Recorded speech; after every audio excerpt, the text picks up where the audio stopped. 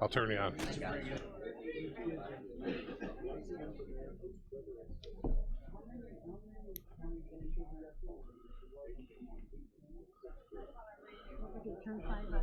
You got it. Yeah, I know. Yeah. Morning. I'd like to call the October 9th Kankakee County Full Board meeting to order. Could I get a roll call, please?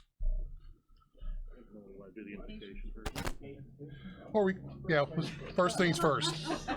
Today's invocation is by Mr. Shane Ritter. He's not trying to cut you short, Shane. Sorry about that. That's okay. It's not me you're cutting short. Yeah. Oh. Well played, sir. Let's pray. Oh. Lord, we just want to take this time before we start our meeting and acknowledge you, Father. Lord, first we just want to express our gratitude. Lord, we're so grateful.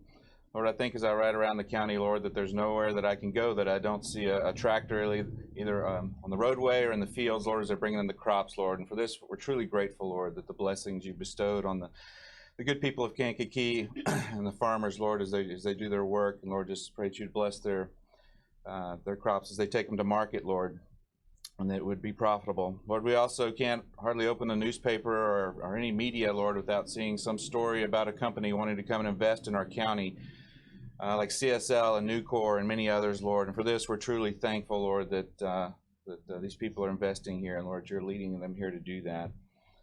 Lord, we're also truly thankful for the first responders in our county, Lord, like the deputy sheriffs and police officers and paramedics. And Lord, we're so thankful that they are the first line of defense and the first line of care so many times with the good people of Kankakee. And Lord, we just ask your blessing and protection on them as they continue to do this good work. Lord, even with the most recent situation, Lord, with the young man in St. Anne, Lord, Pedro Pena, a young soccer player whose heart stopped, Lord. Lord, we do want to lift him up now, as I know I've been told he's having surgery today. Lord, just ask your blessing on him and the surgeons, Lord, that everything go well and to speak health on him. Lord, we're also thankful in a broader sense for the people of our military, that they voluntarily put their lives on the line for us and the country. Just ask your protection and blessing on them, Lord, as they continue to do the good work for us. Lord, extending that beyond, we want to just extend thanks for the government, Lord, in the freedom in this country, Lord, from the city and county level, state level, and all the way up to the federal level, Lord. We just ask for your blessing on them and wisdom. And Lord, just be with us today as we conduct the business of this county, Lord, that we would just have wisdom and discernment as we attend to the affairs of the county, Lord, that we would do good with the resources you've given us, Lord. We just pray this all in Jesus' name. Amen. Amen. Please join me in the Pledge of Allegiance. I pledge allegiance to the flag of the United States of America and to the republic for which it stands, one nation, under God, indivisible, with liberty and justice for all.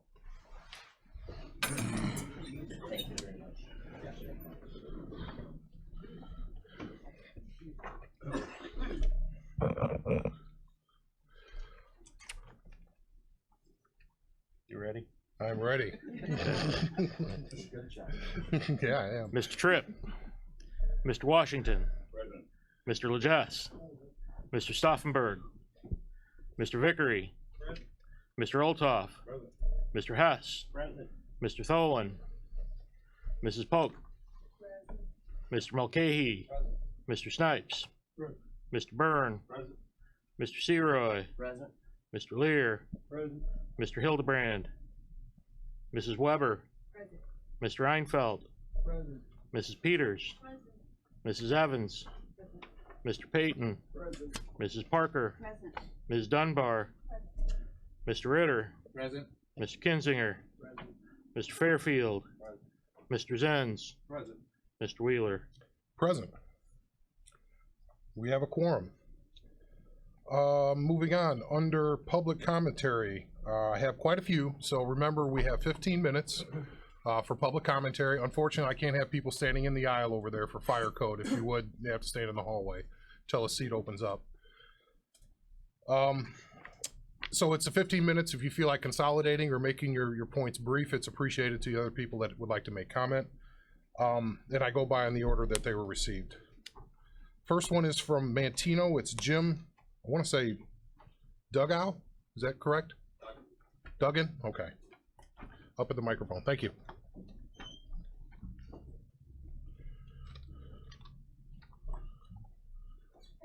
So in the past month, Sheriff Downey has commented to the board, to a member of the board, that people are questioning their morals and values as it relates to detaining immigrants.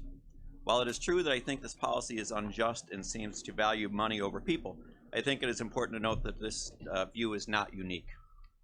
Cardinal O'Malley, who heads the Boston Archdiocese of the Catholic Church, was very outspoken regarding the current immigration policies. He stated, "As a Catholic bishop, I support political and legal authority. I have always taught respect for civil law and will continue to do so, but I cannot be silent when our country's immigration policies destroy families, traumatizes parents, and terrorizes children. The harmful and unjust policy of separating children from their parents must be ended.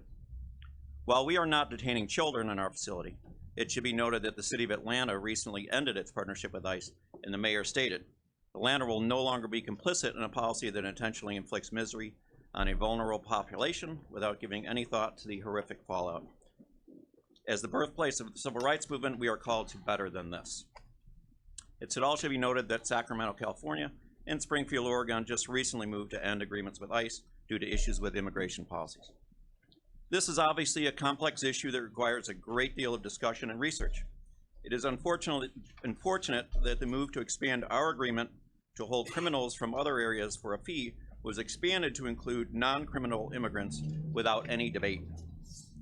Sheriff Downey informed the board that he got a phone call from ICE representative in Chicago and agreed to the proposal during this discussion. It is unfortunate that a policy with such significant impact on our community was enacted without so much as a hearing. Board members have suggested that community members that are against the policy just don't understand. I wonder what board members have done to educate themselves in the absence of information from county leadership. I think the appropriate step would be to suspend the program immediately and form a committee to research the issue. We do not vote on zoning proposals until it goes through a committee process. How can such a significant issue not be subject to the same level of transparency? How can a board member defend a policy that they were never educated on? Now is the time to get the facts and make an informed decision. I suspect that a more informed decision will also be one that is more consistent with your values. Thank you. Kevin Clarkson from Kankakee. Thank you for your time. Let me talk today. My name is Kevin Clarkson. I'm part owner of Advantage Copier here in Kankakee. We are the only locally owned and operated copier printer dealer in Kankakee County. Our property tax dollars and our sales tax dollars stay in Kankakee County. As a business, Sir, could you speak into the microphone, please? We can't hear you. As a business taxpayer, an individual taxpayer, and someone who understands this industry, I'm concerned about the bid. It seems to me that the bid was written on the specifications of one company, and it was not Advantage Copier. No other company can match exactly the specifications that we're giving. For example, a coroner's office, they run about 600 copies per month, but the RFP suggested they want a 45 copy minimum machine that staples 100 pages and holds over 3,000 sheets of paper. Based on the figures we were given, the other departments, they could use a smaller machine with the same capabilities, and that would reduce the cost on this bid. I have a vested interest in doing right by the county because I'm a business owner in Kankakee. Kankakee County and this community have been stressing shop local, buy local, because for every dollar spent here, turns into $7 for this community. This is an opportunity to support a local business. Thank you for your time. Next is Chris Dowd from Moments.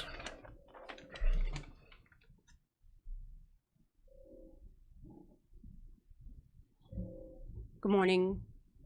All I have to say is facts and findings, facts and findings, facts and findings. The proposed solar farm that is to go in on Vincennes Trail will decrease my property value. It will take productive farmland out of production, and it will take away the enjoyment of my living. And today when I stand here and talk, it's not just for me, it's also my neighbors who are not able here to attend the meeting. Marcia Tedford for Moments.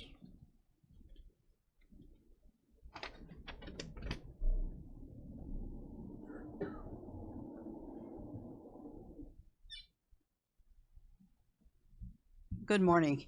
I'm Marcia Tedford. I'll better look at my notes. I've been asked by the Momence Township Board to come again before you and read the letter that they had presented to you for your consideration when you were deciding whether to vote for or against a solar farm in Momence Township. June 21st. Kankakee County Planning and Zoning Office, Kankakee, Illinois, regarding the Kankakee County Special Use Permit 121-99 C34. To whom it may concern, the Momence Township trustees have received many objections to the above request for a rezoning of an area located in the southeast corner of Vincent's Trail and East 4000 North Road, located in Momence Township, presently zoned as residential. Township residents appeared before the Township Trustees monthly meeting on Thursday, June 21st. The trustees again heard the residents say no to a zoning use change and no to Sunvest Solar investment placement of solar panels within the residential zoned area.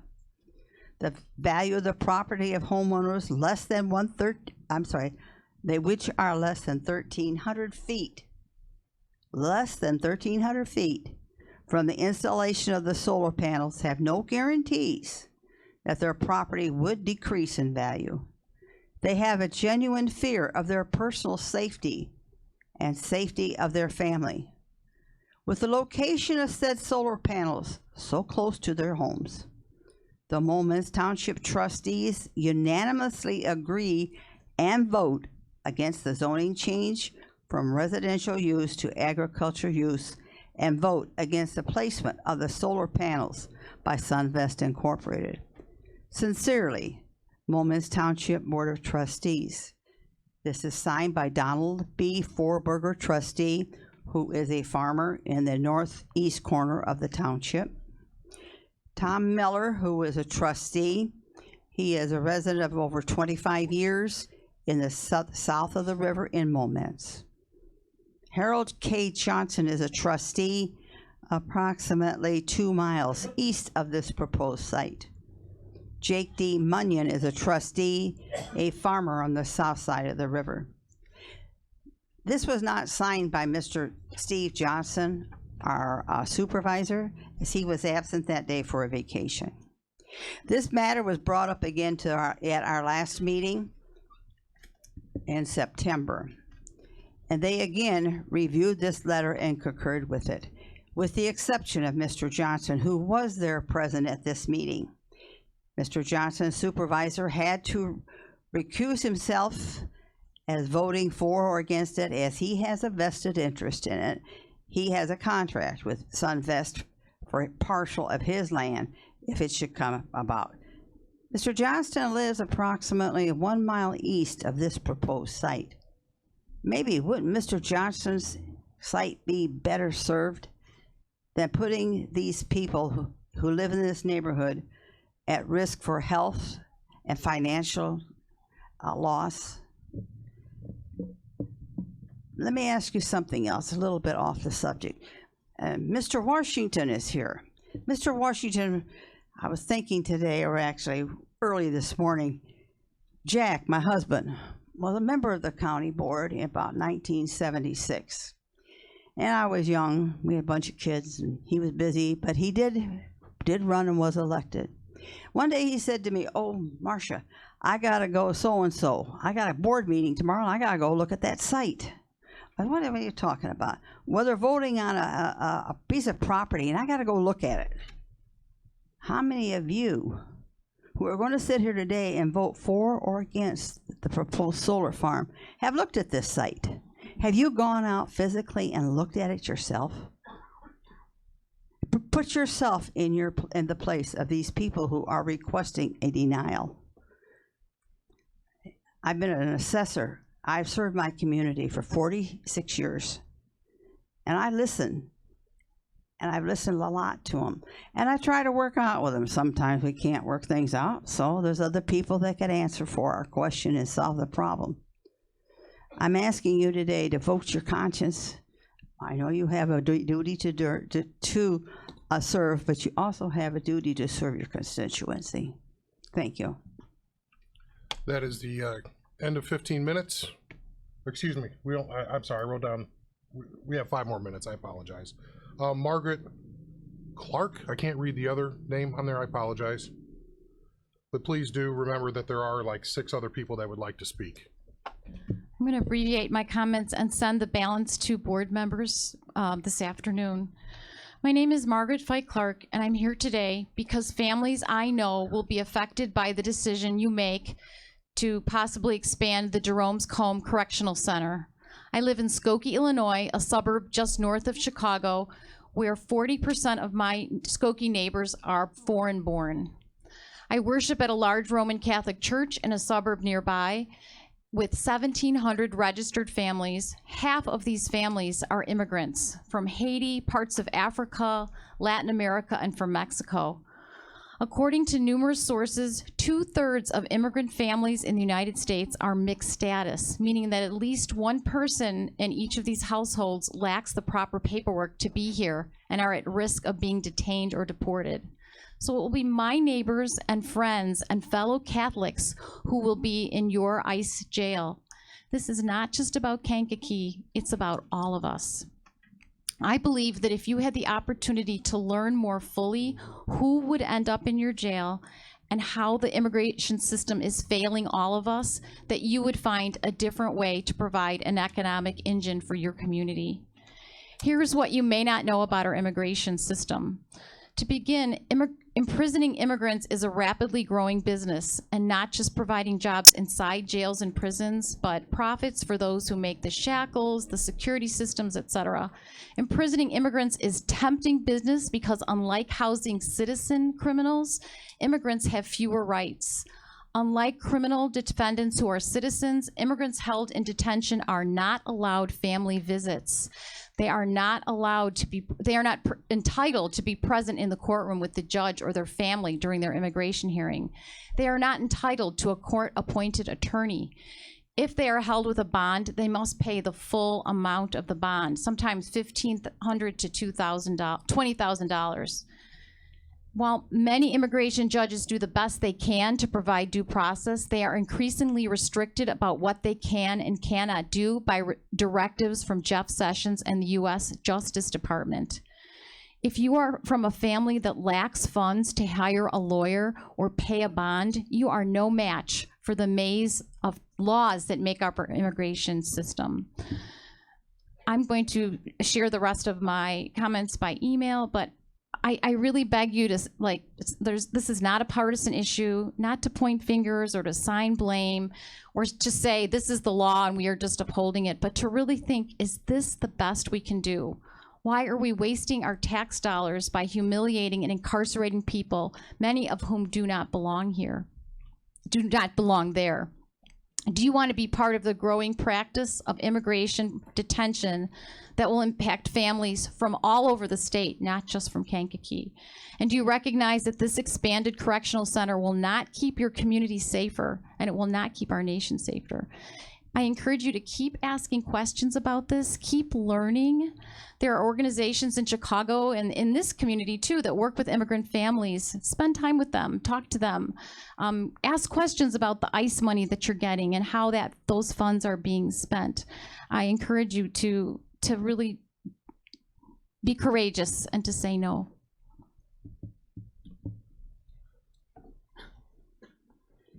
Probably have time for one, Mr. Legess? I have time for one more, I think, unless you want to expand it for 5 minutes. Public comment so that everyone can be heard. Second. Mr. Snipes, all those in favor? Aye. Those opposed? Motion carries. Doug Zimmerman, excuse me, Reverend Doug Zimmerman. No. Good morning. Thank you for giving me a moment to speak. I have a question. What do Williamson County, Texas, Sacramento County, California, Alexandria, Virginia, Philadelphia, Pennsylvania, and Contra Costa County, California have in common? they all have canceled their contracts with the Immigration and Customs Enforcement, known as ICE. Why? They won't support an administration that is extremely hostile to immigrants. I sent a letter to each of you who sit on the board between August 4th and 8th of this year. I received responses from Ron Kitzinger and Jim Byrne, and I thank you for your responses. I highly encourage all of you to join other counties and cities who voted to stop being extremely hostile to immigrants. Vote now to cancel our county's contract with ICE. Thank you. Timothy Benton for Moments.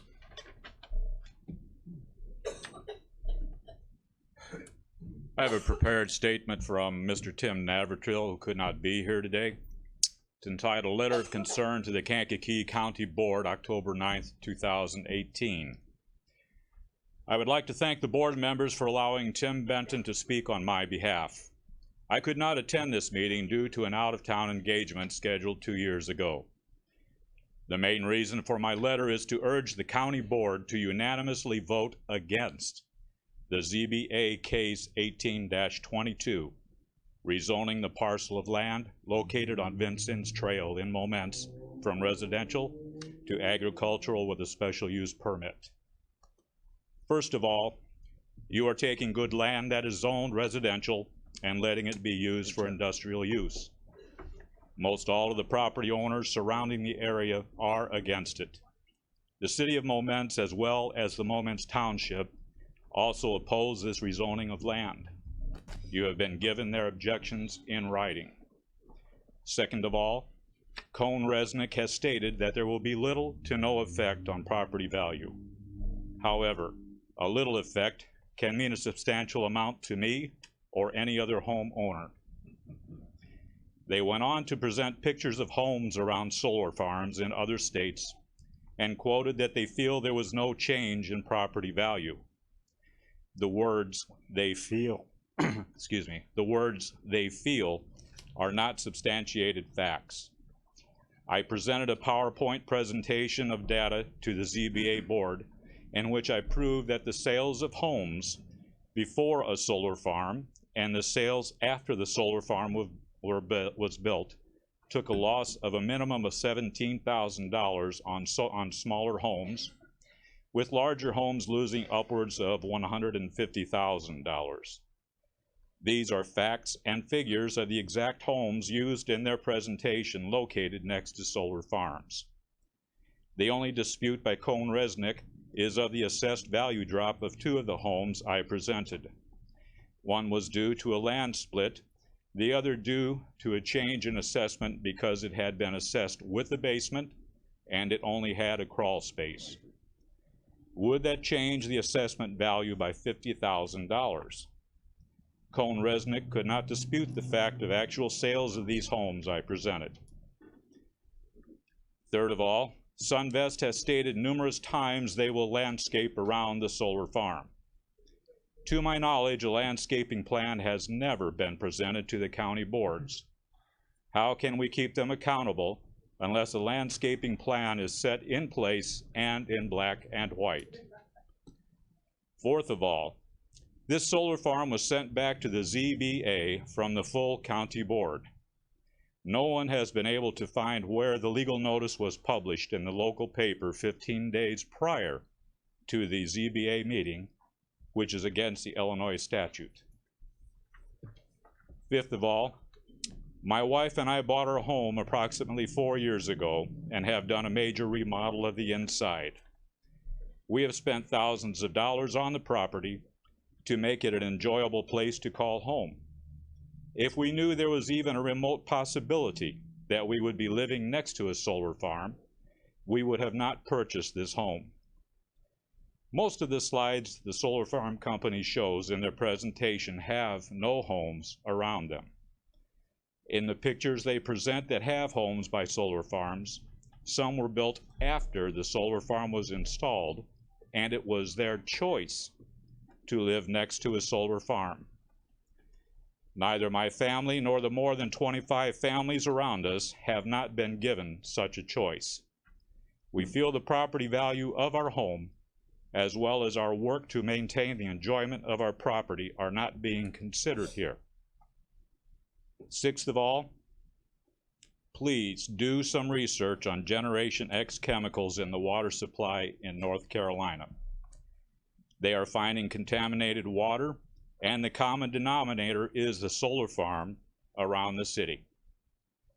The people in that city now regret letting solar farms be built on their property. Part of Momence's aquifer comes from under the piece of property on Vincent's Trail. Is the county willing to risk the health of Momence citizens, not knowing how this could affect our water supply in years to come? Would you let your grandchildren or your children or your grandchildren live next to something if there was a possibility of danger to their health? Please tell me, as a society, that we have not sunk to such new lows as to risk the dangers of our citizens to make a buck. I am sure the owners of the property leasing to the solar farm company would not take this risk with their families. And if so, I implore them to put it on other acreage they own around their own homes. In conclusion, I am asking each of you to please vote against this ZBA rezoning case to allow a solar farm in Momence, because SunVest has not met line items A and B of the special use permit. Line A, it will affect the property value of the surrounding homes as proved by us at the ZBA meeting. Line B, they will diminish the health, well-being, and enjoyment of all the surrounding property owners. Once again, I thank you in advance for your time and consideration on this extremely important matter to our Momence community. Tim Navratil.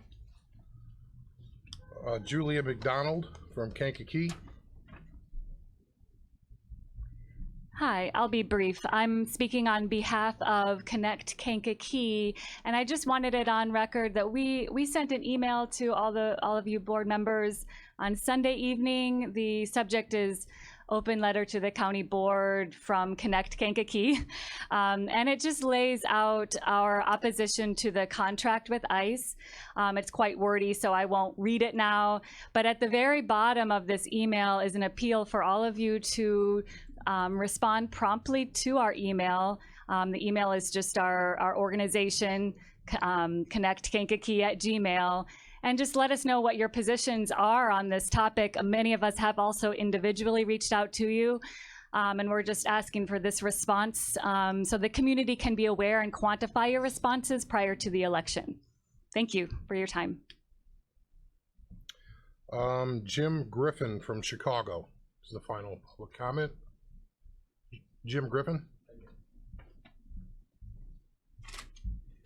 Morning, Mr. Chairman, members of the board. My name is Jim Griffin. I'm the attorney for SunVest, that is the solar project applicant for Kankakee County near Momence, and we're very pleased to be here today.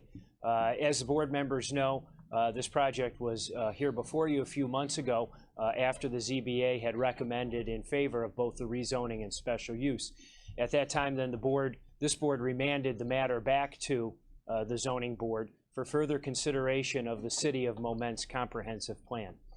This matter then went back to the zoning board for consideration of that comprehensive plan. Now, at that zoning board meeting, however, neither the city nor other parties that appeared there actually discussed the City of Momence comprehensive plan. In fact, the applicant was the only party that put on information at that hearing concerning the City of Momence comprehensive plan. And the information that we put on was that, as set forth in the City of Momence comprehensive plan, this subject property is projected for future agricultural use. And we are here before you seeking a rezoning of this property from residential to agricultural use. So that is consistent with the City of Momence comprehensive plan. It is also consistent with the County of Kankakee comprehensive plan, which provides that there is an abundance and excessive amount of residentially zoned land in the county that should revert to agricultural zoning. And in fact, this subject property and the area around it is specifically identified as an area that should be rezoned back to agriculture.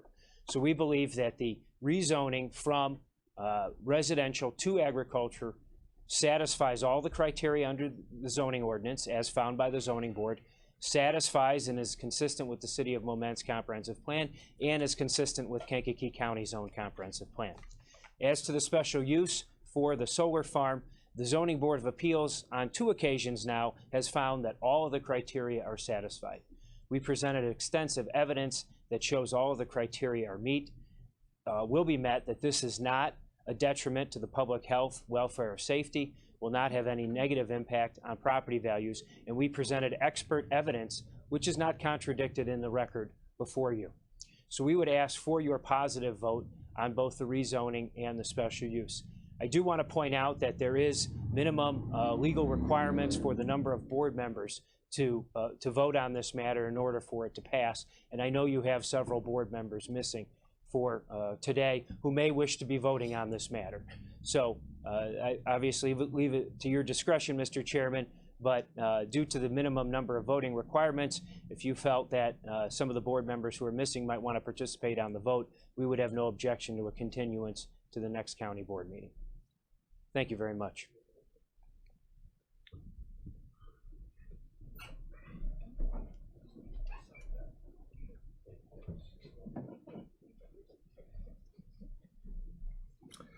Moving on. Turning off 18. Nothing under communications. We were going to have some presentations today, but with the treasurer having eye surgery, he is not going to be available today. Under vacancy appointments, the appointment of Jackie Haas to fill the unexpired term of County Board District 27. As we all know, our colleague, Mr. McConnell, resigned because of his, as the newspaper article said, 3 jobs. I didn't know he had 3. I thought he had 2, but he's picking up jobs. No, we appreciated his service, and I was excited to bring forward this candidate for voting on approval from the board. So at this point, obviously, it has to be from the same political party. I would entertain a motion to approve the appointment of Jackie Haas to fill the unexpired term. Mr. Hess, second Mr. Zenz. All those in favor? Aye. Those opposed? Congratulations. If we could, please swear Jackie in. You want to come up to the front, please? And we'll do it the right way this time, Mr. Zenz. Still, I will apologize forever on that one. I won't wait till the end of the meeting. Get you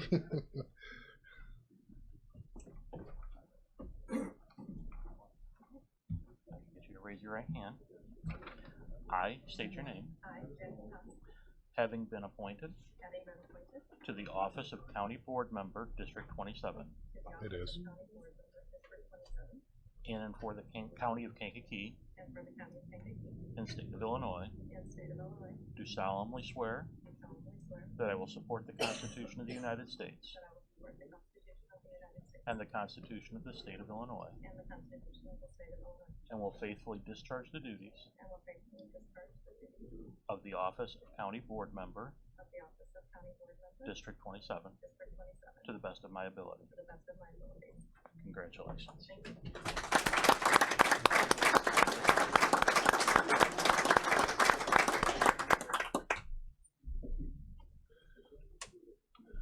Yep.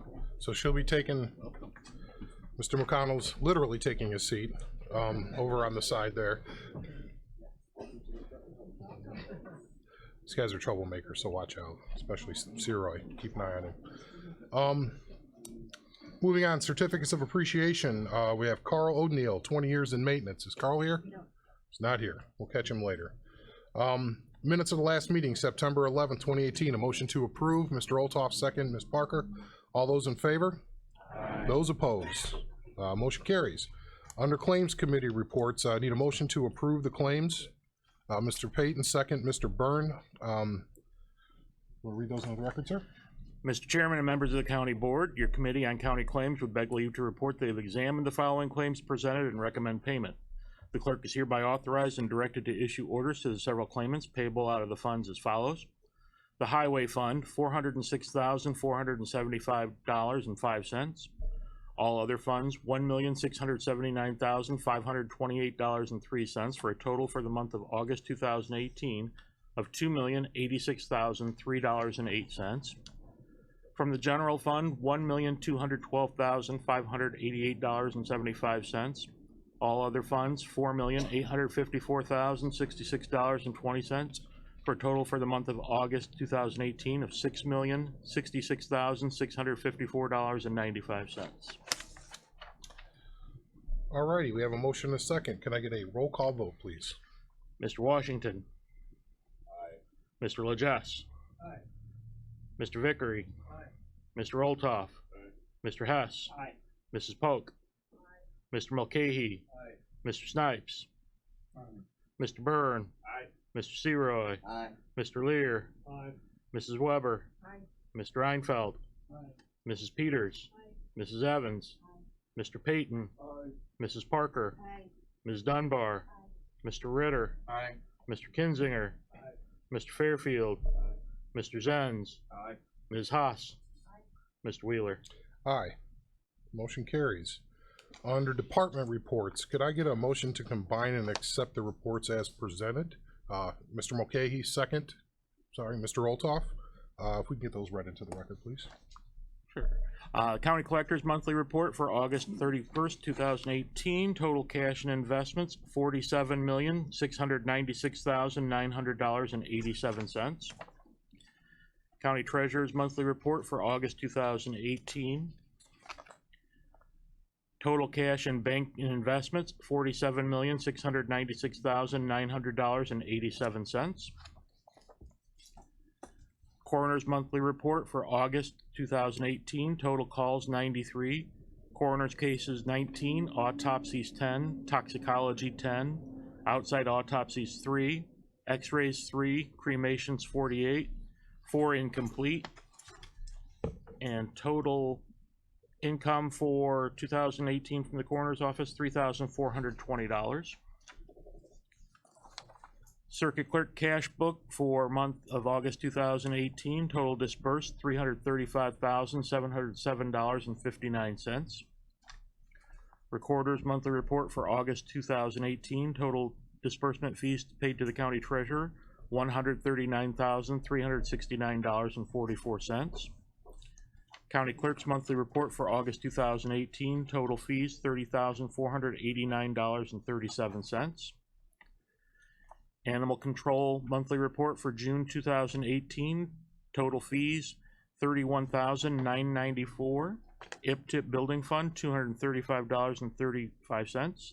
Total animals handled 66. The Monthly Building Division Report for July 2018, total permits of 79, fees of $21,815. Total extra fees of $3,200 for a grand total of $25,015.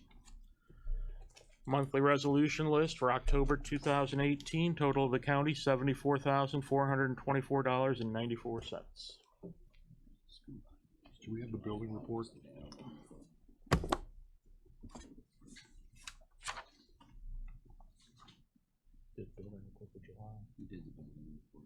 Okay, I just didn't know. I didn't hear it. I'm sorry. I apologize. Okay.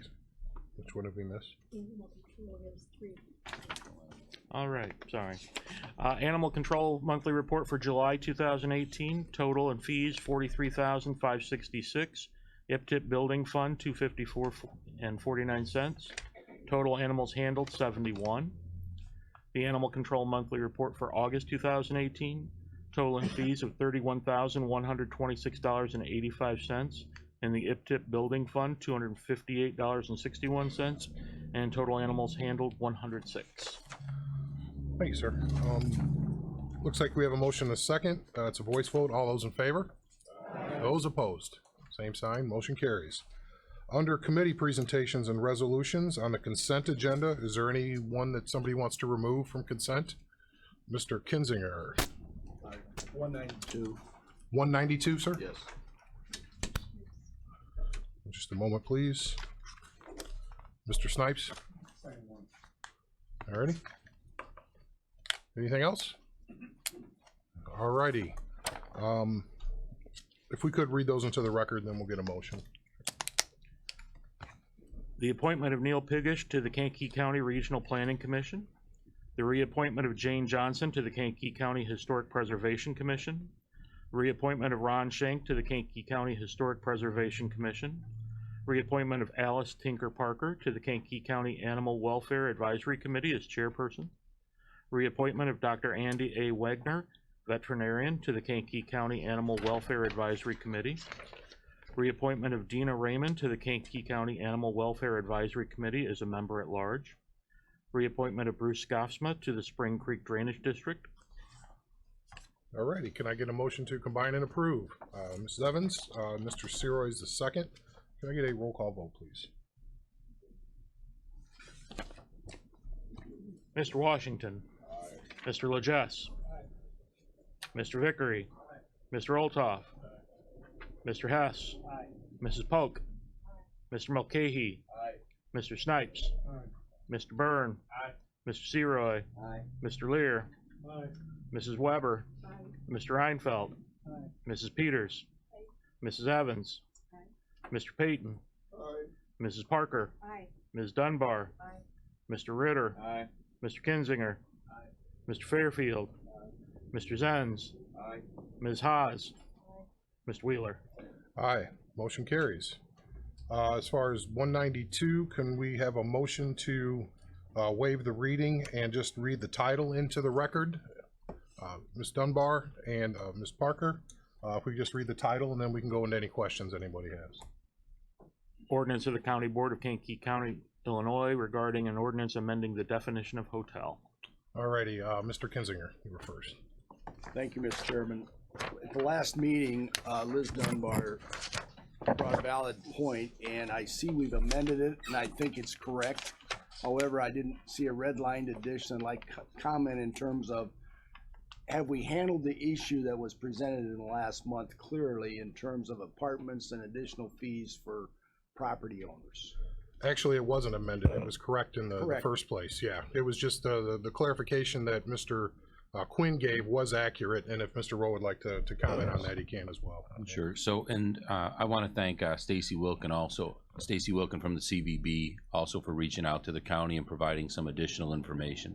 So the definition of hotel has not changed to now include an apartment house. It has always included an apartment house. So if a landlord was not taxed up to this point, they will not be taxed based on this change in the future.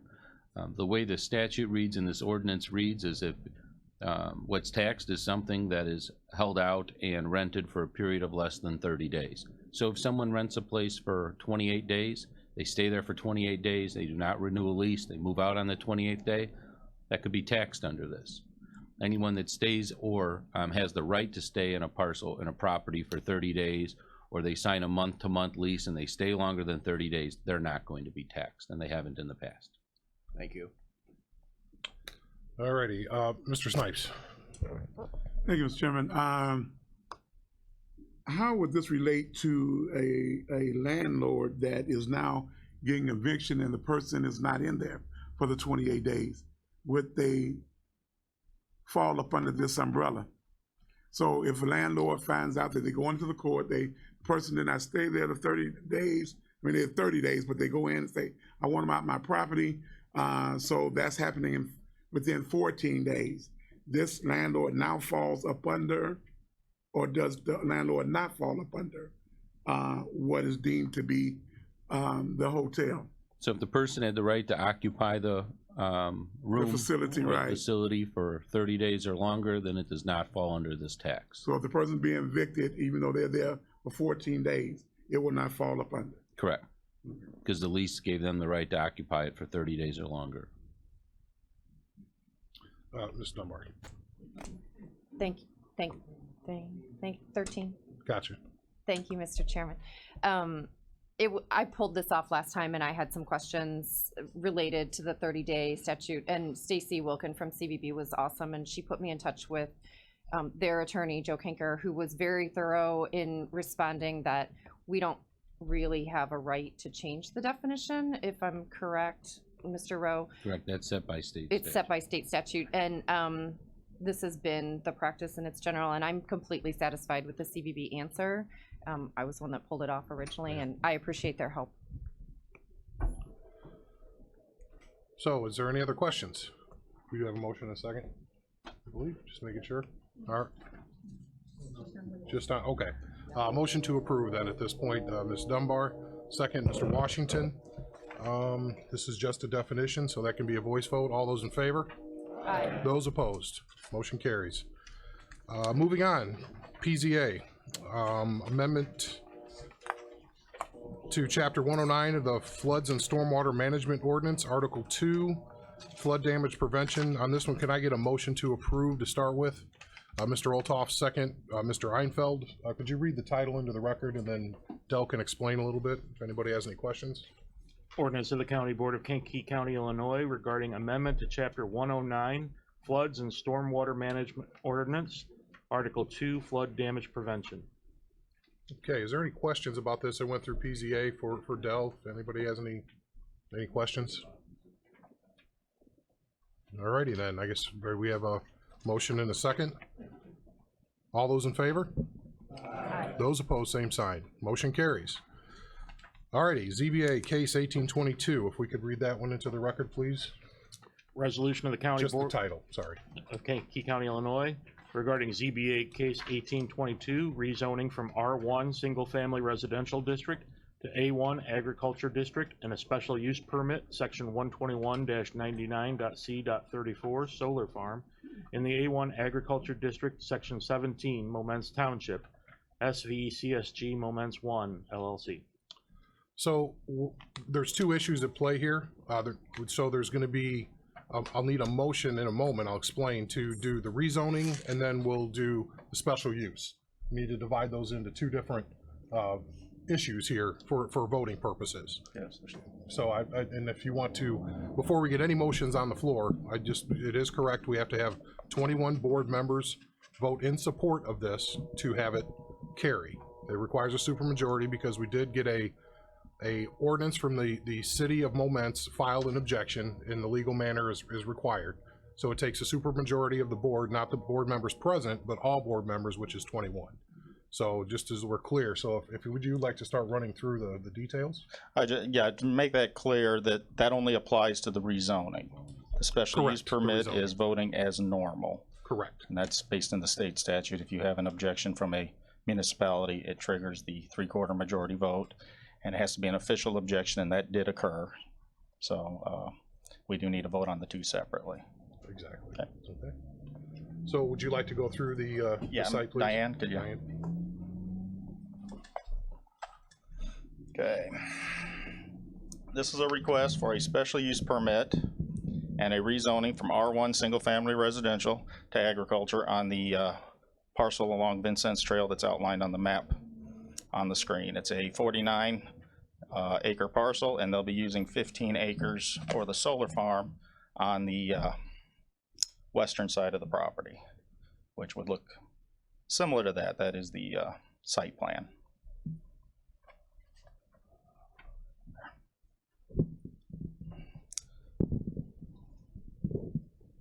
Little history here. ZBA recommend the approval of the rezoning on June 25th, 2018 with a vote of 4-0. That went forward, and the special use permit. The Planning and Zoning Committee recommended the approval of the map amendment and the special use permit on July 18th. On August 14th, the County Board remanded the case back to Zoning Board to consider the City of Momence's comprehensive plan. And ZBA held another hearing on September 17th to consider that plan. Just a little lesson on authority. The Kankakee County has zoning authority over this property. A comprehensive plan is just advisory, and it is what it is. It's a plan. It does not control or regulate how property is zoned. Kankakee County possesses the full authority to zone and regulate land uses in unincorporated Kankakee County. A special use is permitted where the proposed use satisfies the standards under the controlling zoning ordinance. county plan discussion. First thing we did at zoning board was look at the county's comprehensive plan. Does this proposal, is it consistent with the county's plan? Look at the plan.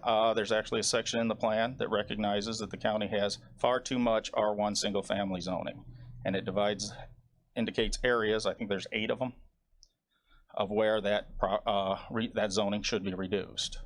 It's been zoned that way since 1967. I'm not sure what the board was thinking at that time, but they zoned a lot of properties residential. If you look at the red arrow there, the property in question falls within, I think it's area number 6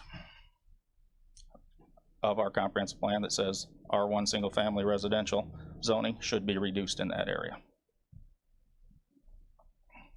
Then you go to our comprehensive plan map, and it indicates the future use of that property should be agriculture. I think there's a blow up of it there. Okay, it's right at the end of the red arrow.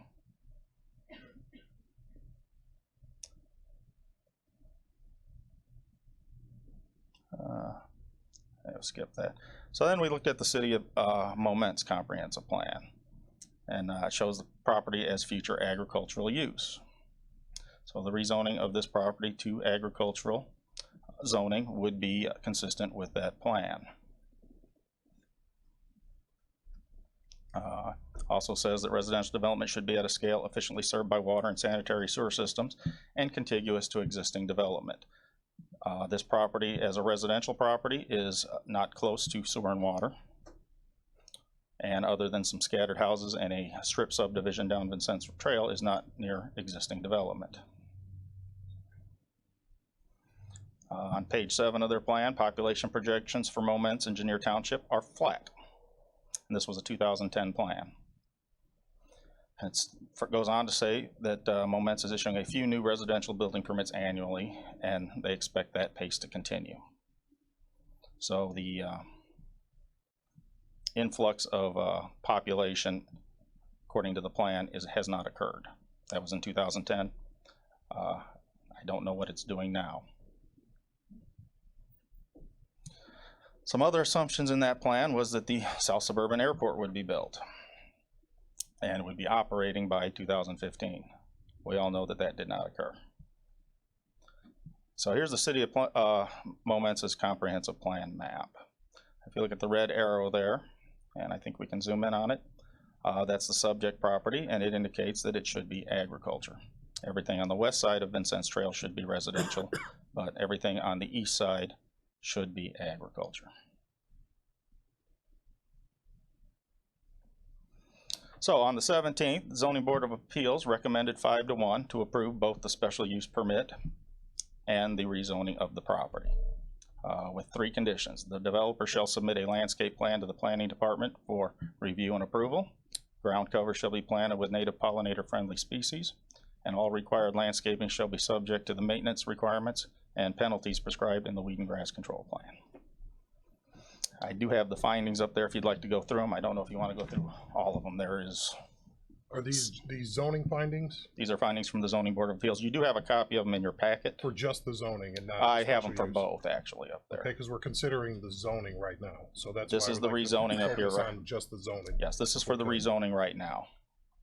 That is up there. Okay, so I think it's appropriate to run through the rezoning ones. Okay, I can't read that, so that'll be the questions at hand.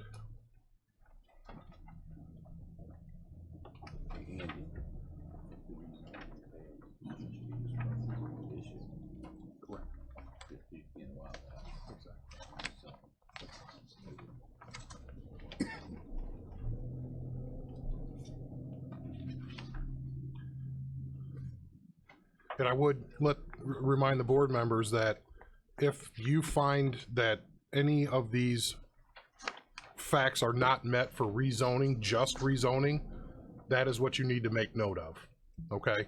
That is what you need to say, that it doesn't meet the rezoning criteria based on this number 1, 2, 3, 4. As we run through this, just please make note of that, because that will have to be tallied at the end if the motion goes against what the ZBA and PZA is recommended. So, please. Okay, under finding of fact number 1, that the proposed rezoning is consistent with the purpose and intent of the zoning ordinance. The board finds that all adjacent uses to the south and west, aside from the River Valley Rescue Facility, are agricultural uses being farmed, even though the zoning for those parcels is also residential. The zoning for the parcels to the north and east of the subject parcel is agriculture. So a rezoning from residential back to agriculture would not be inconsistent with the current land uses in the area and current zoning in Kankakee County. Excuse me. The dissenting vote offered no comment on that. Should we take questions on each one, or does it? We might as well. In case anybody has any questions, please just raise your hand on any one of these as we go through it. Mr. Seroy? Thank you, Mr. Chairman. So, at the rezoning board, the dissenting vote doesn't have to have a comment, but we have to have a comment? Yes. You don't have to have a comment, you just have to cite which one. I'm just, that's odd to me that now it comes to us, but they had to have no comment, but we have to have a comment. If it does not Right, pass. but they voted no, Yeah, and all the same. that was, just, right, but shouldn't, okay, I got you. Right. So if it does not pass, then those dissenting votes have to provide which one of that criteria was not met. Okay, thank you, sir. Okay. Alrighty. Keep in mind that the zoning board did hear all of the evidence before they put these findings together, and these findings do consider that evidence. Number 2, that the proposed rezoning is consistent with the goals, objectives, and policies of the county's comprehensive plan. The board finds that the subject property is outside of the community growth area near Moments. The rezoning back to agriculture is consistent with being outside of the community growth area. The board also finds that it has considered both the county's comprehensive plan and the city of Moments, and that of the city of Moments, and finds that the proposed rezoning is consistent with both plans. Again, the dissenting vote offered no comment.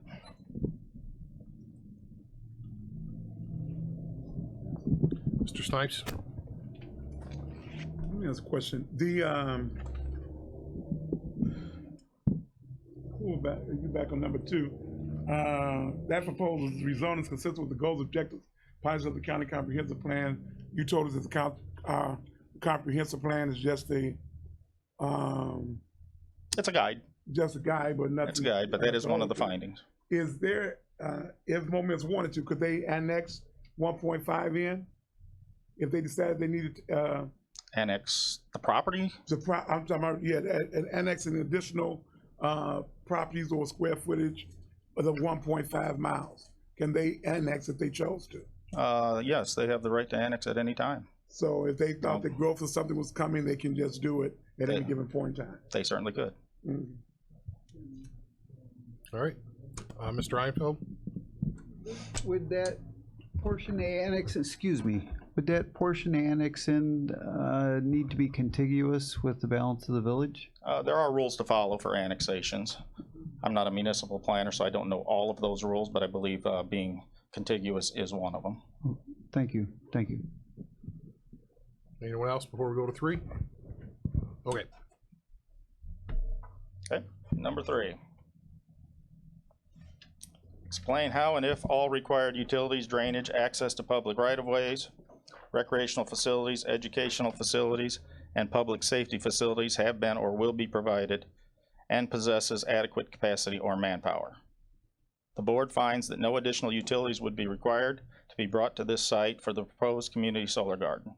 Additionally, due to its low impact use, public safety services, recreational and educational facilities would not be affected by the proposed use.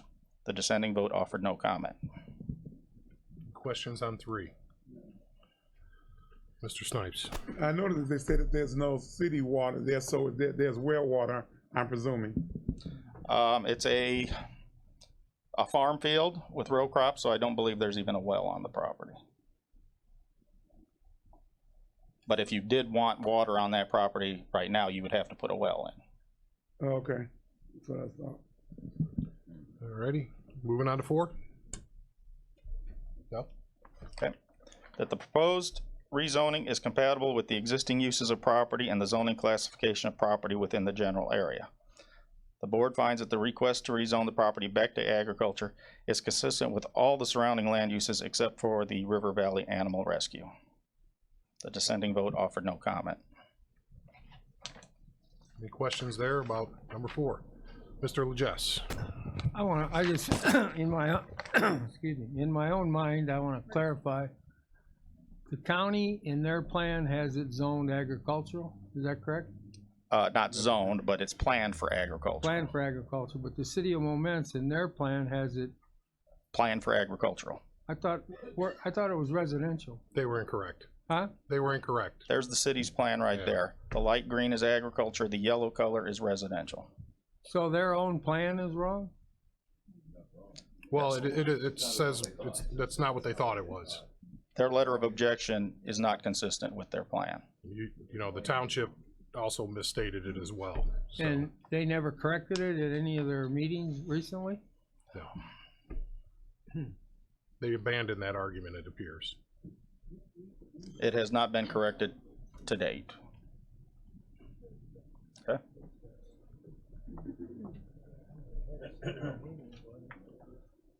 Okay, number 5, that the permitted uses in the zoning classification being requested will not substantially increase the level of congestion on public rights-of-way.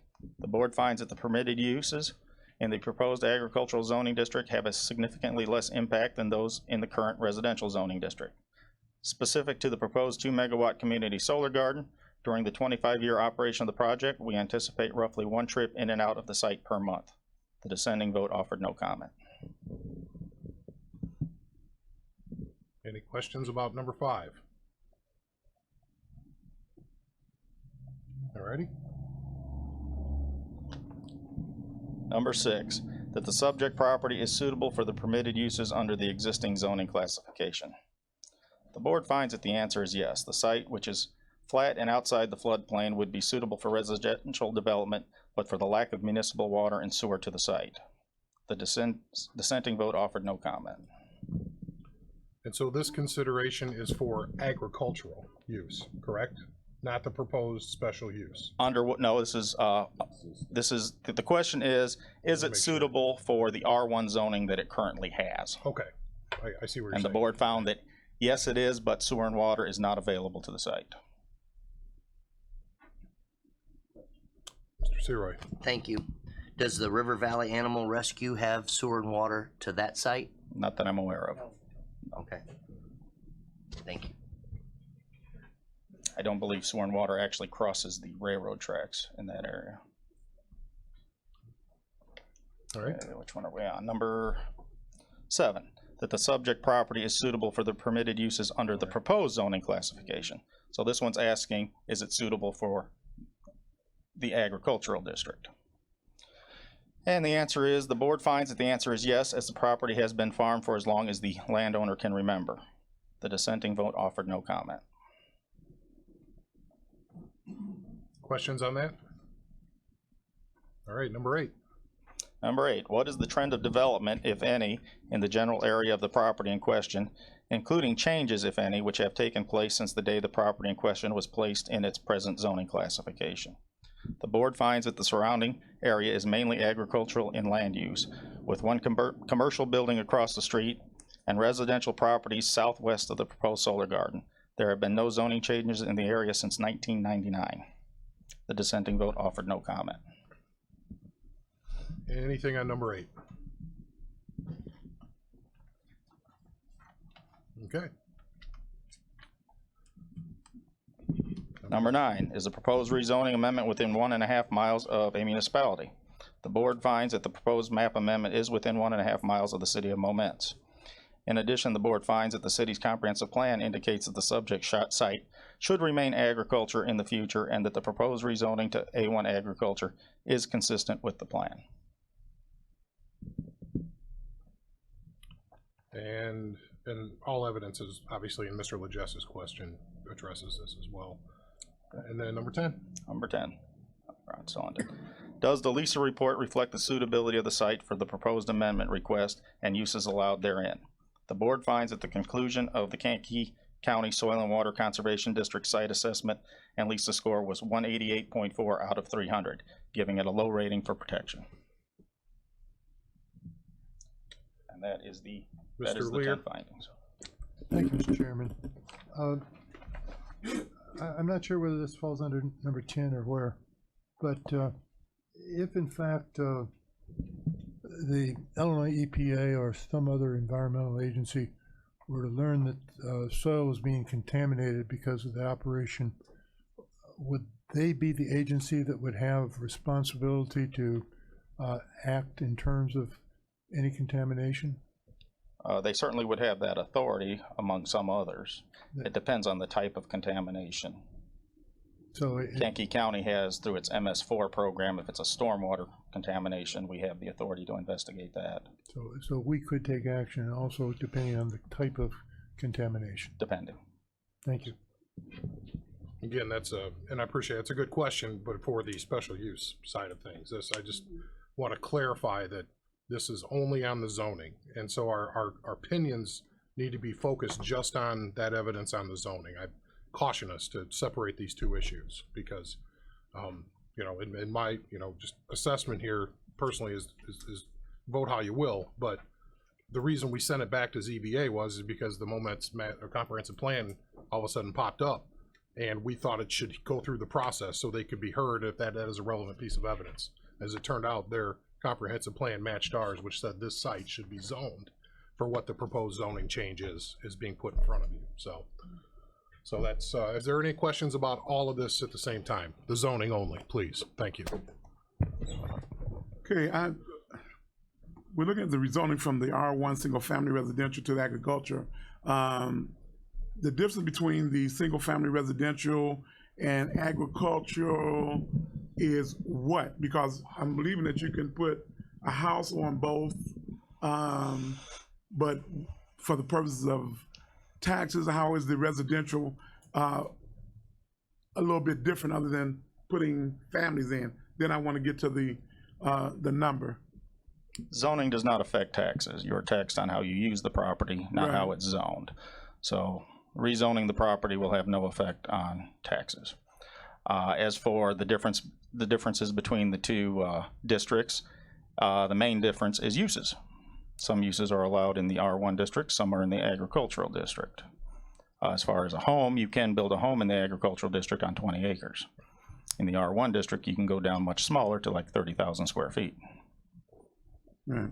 Okay, so that means we will be limiting anyone to about 20 acres if we change it. Also, I noticed we use this number 188 out of 300 as a rating. In the last 3 years, has there been any crops or anything grown on that land? Has it ever been used for farming? Yes, it's currently being used for farming. So the 188, when it says giving it a low rating for protection, it does not mean that you cannot grow crops on the property. But that low rating means that it's not prime farmland that needs to be preserved at all cost. Right, and so that is that number is derived from you going through a certain process of testing in order to come up with that number. How is that number derived? The Soil and Water Conservation District does create that number for us, but it's based on the LISA ordinance that this board passed, I believe, about 1997. And there's two parts of it. There's one for the land use, and there's one for the soils. And they go through all of the soil mapping and determine what type of crops could be grown there and what the productivity of those soils are. And then the other side is, for the land use, is proximity to sewer and water, roads, various utilities, the size of the property, and all of that gets calculated into a number. Okay, and we determine that that is a low rating out of 300. If that number's under 200, it's a low rating. Mm-hmm. Are there any other questions first time? Mr. Zenz? Thank you. Del, quick question. That soil and water assessment that was conducted, is that conducted throughout the entire property or just the subject area that's being proposed for rezoning? That's for the entire property. So the entire property is really not prime for agriculture? Correct. Okay. The entire 42, 49 acres. Thank you. Any other questions first time on this zoning question before you? Alrighty, I entertain a motion to approve the rezoning. Mr. Olthoff, second, Mr. Kinzinger. At this point, unless there's no more questions, please consider this is just zoning and the evidence before you on the rezoning of this property.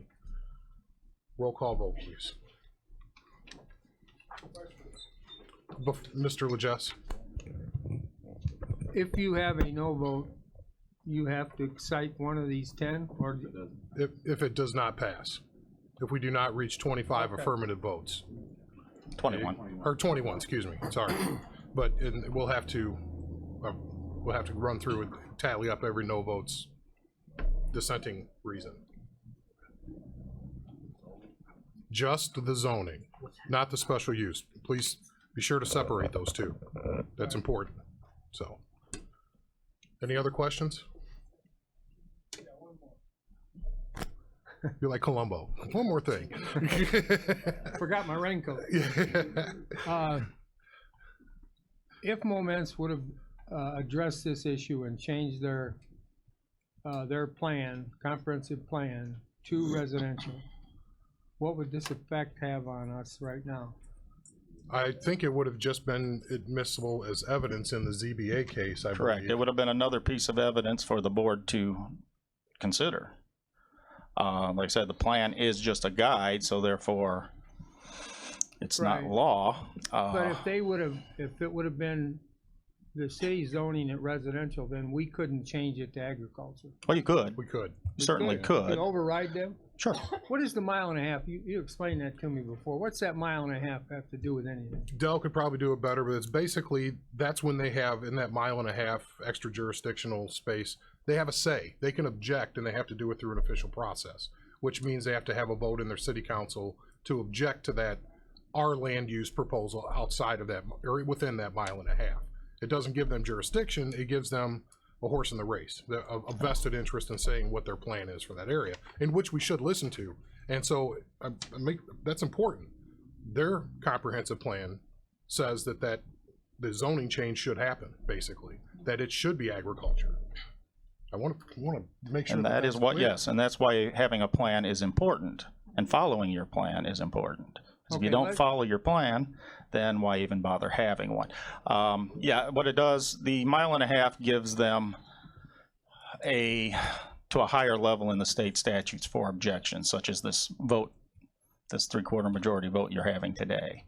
It also, when it comes to a subdivision, they can force the county to use their subdivision code instead of ours on a subdivision. They can't stop the subdivision, but they can certainly force their code to be used.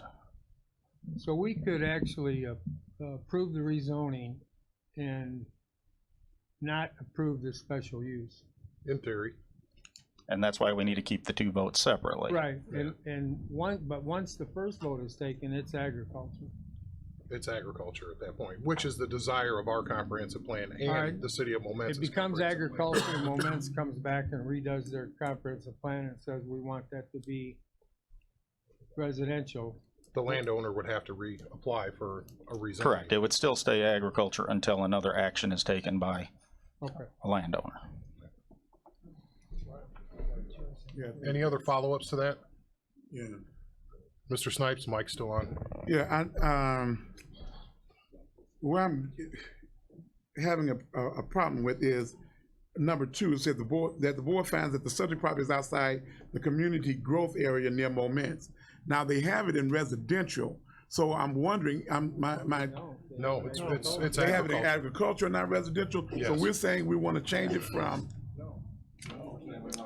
The community growth area for Moments, if you look on this map here, the dark gray area is the city of Moments' corporate limits. The light gray area is their growth area. That's where our plan says their growth will occur. So it is outside their community growth area. Okay. Maybe I'm looking at the. Can you throw up their comprehensive plan again? Sure. Just so we're clear about Then you go to their comprehensive plan. This would be the city's comprehensive plan. And it's also outside of their residential area there as well. They have enough planned residential to just about double the size of the town and what they already have. Okay. So I'm reading, maybe I've got the wrong one. It says rezoning from R1 single family residential district to A1 agricultural district. Correct. Is that what I'm reading? That is the action being taken, yes. Right, so we're moving from the single family residential going to agriculture. Correct, which is what our comprehensive plan says we should be doing. Their And that's backed up comprehensive by the City of Momence's comprehensive I plan. do want to make that clear. Our comprehensive plan says it should be agriculture. Their comprehensive plan says it should be agricultural. The current use is agricultural, but when 30, 40, 50 years ago, we came up with all of these residential zonings out in the rural areas. And so we actually made a concerted effort when these things came up to bring them back into the agricultural use. So this is consistent with all of those asks from the county, the city, the applicant, everybody. So Moments have no objection in changing this process, is what you're saying? No. City of Moments does have an objection. They have an objection. But their objection is that they believe their municipality is going to grow and they want this property for residential use. But their plan does not reflect that. Correct. Mr. Mulcahy. Thank you, Mr. Chairman. They had the opportunity to change their plan, correct? They did. And they didn't? And they did. Thank you.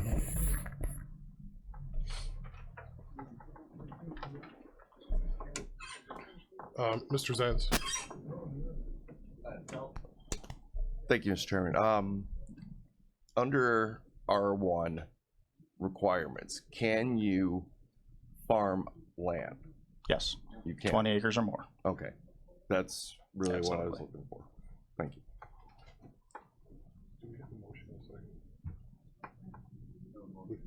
Okay, so we have a motion and a second, and I want to make sure that it's implied, but I want to make sure with the motion in the second that it's to accept the findings of ZBA and PZA and approve the rezoning. That's important. So, okay.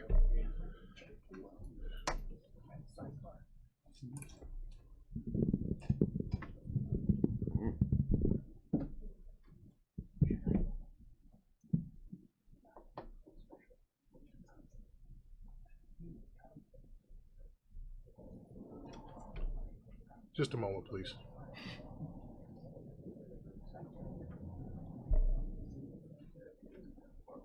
Words from our sponsor.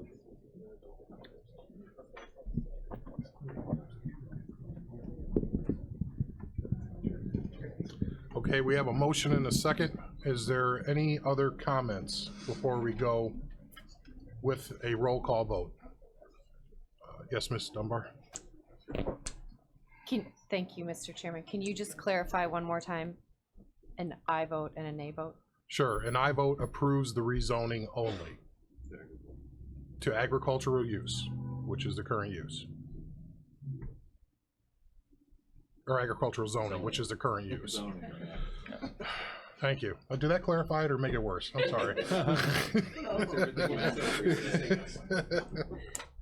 I'm sorry. Mr. Legess. The resolution says ZBA case 1822, rezoning from R1 single family residential to A1 agriculture. I thought it was already agriculture. It's being used agriculture. It's zoned R1 single family residential and has been since 1967. If you go back to that map, for some reason, and I still haven't found out why, in 1967 when the county created its first zoning map, created huge areas of the county zoned R1 single family residential. That growth never occurred over the last 51 years. So it may be time to rezone it to something else. Agriculture already, we wouldn't have to change it. So there's two things. Well, there's multiple things. Jeez. And it's really, and I'm trying to make it simple because it is hard, to keep straight. The use right now is people are farming the land. In the comprehensive plans, it is for people to be farming the land, both sides, the county here. But years ago, they zoned it residential, even though the growth never happened. The applicant is asking to rezone it back to agricultural use.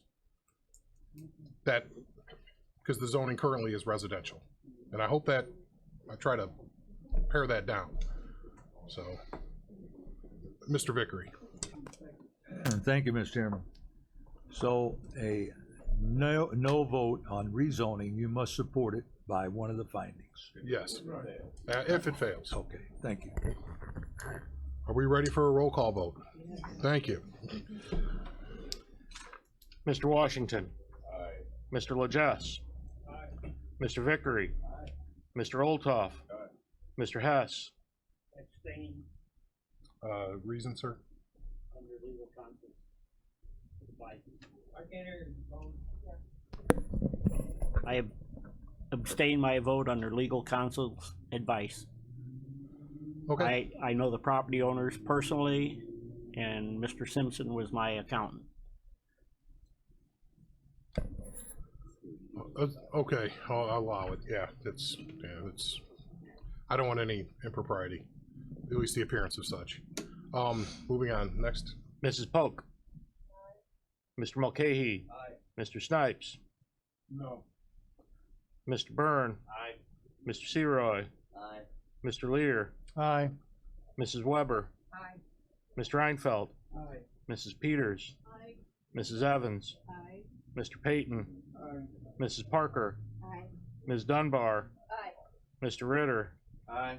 Mr. Kinzinger. Aye. Mr. Fairfield. Aye. Mr. Zenz. Aye. Ms. Haas. Aye. Mr. Wheeler. Aye.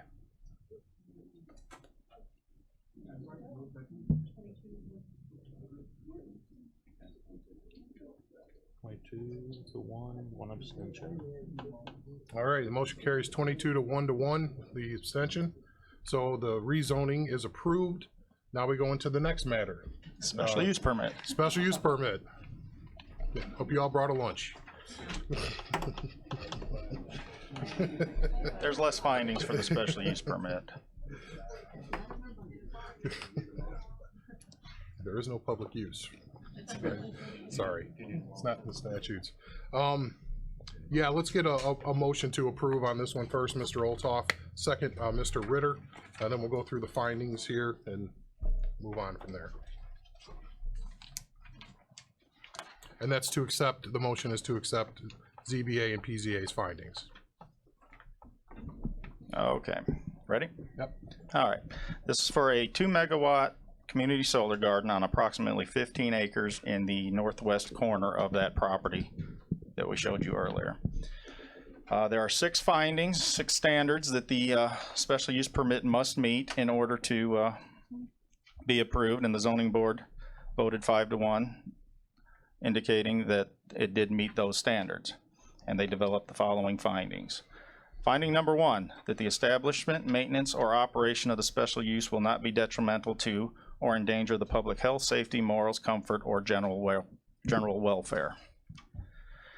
The board finds that the proposed community solar garden project will have minimal impacts to the surrounding area. The height of the solar panels will be approximately 9 feet 6 inches tall, and there will be a 7-foot tall chain link security fence around the perimeter of the project.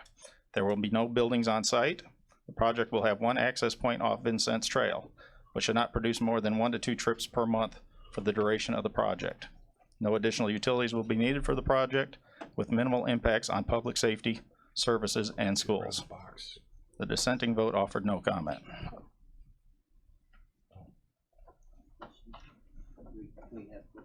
Yes, please, questions, Mr. Seroy. Del, do you know how many accidents have happened on that corner of Vincent's Trail, and what is it, 4,000 or 4,000? Do we have an accident report on? That never came up in the discussions. I know, that's why I'm asking. And I have no personal knowledge of that either. Do we have I think we have somebody keeps track of that in the county. It's a county highway, so I would imagine that the county highway does have that information. I go by there every once in a while because I'm the golf coach, and that's the road I take to Mini Maness. And I noticed that that pole there has been hit a couple times. And has it, Bones? Has that pole been hit a couple times? The one on the west side? Yes, sir. Okay. I was just curious. I do have a question for Del. Maybe you have experience with that. Are we allowed to consider any testimony outside of what has happened in ZBA and PZA? Are we allowed to ask questions?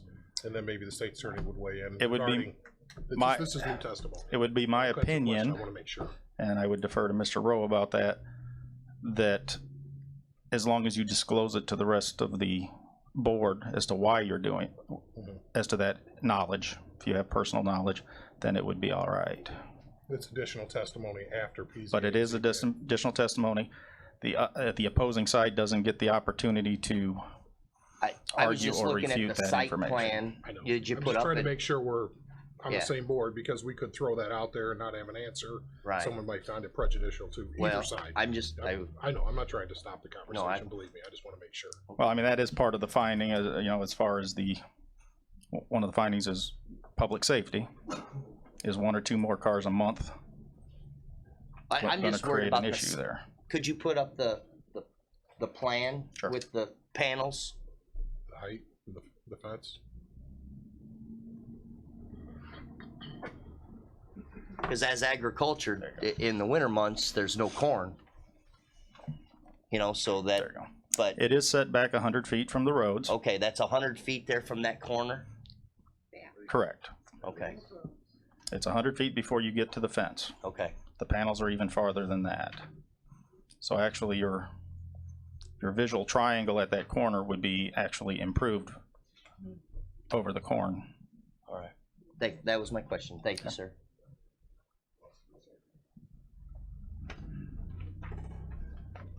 Okay. Number 2, that the special use will not be injurious to the use and enjoyment of other properties in the immediate vicinity for the purposes already permitted, nor substantially diminish and impair property values within the neighborhood. The board finds that the proposed community solar garden is temporary in nature, and once the project is complete, it will revert back to farm ground. Community solar gardens are small in nature, encompassing approximately 15 acres, which is a small portion of the overall parcel. The balance of the parcel will remain rural and agricultural in nature, much like the surrounding parcels. The dissenting vote stated that she was unsure as to what distance away a residence should be before it is not affected by the presence of a solar farm. That was her comment on that. Somehow we lost. We're having issues with the board. Did the board members have the paperwork in front of them to be able to follow along? We won't. It was disclosed that the nearest home was, I think about 600 to 800 feet away.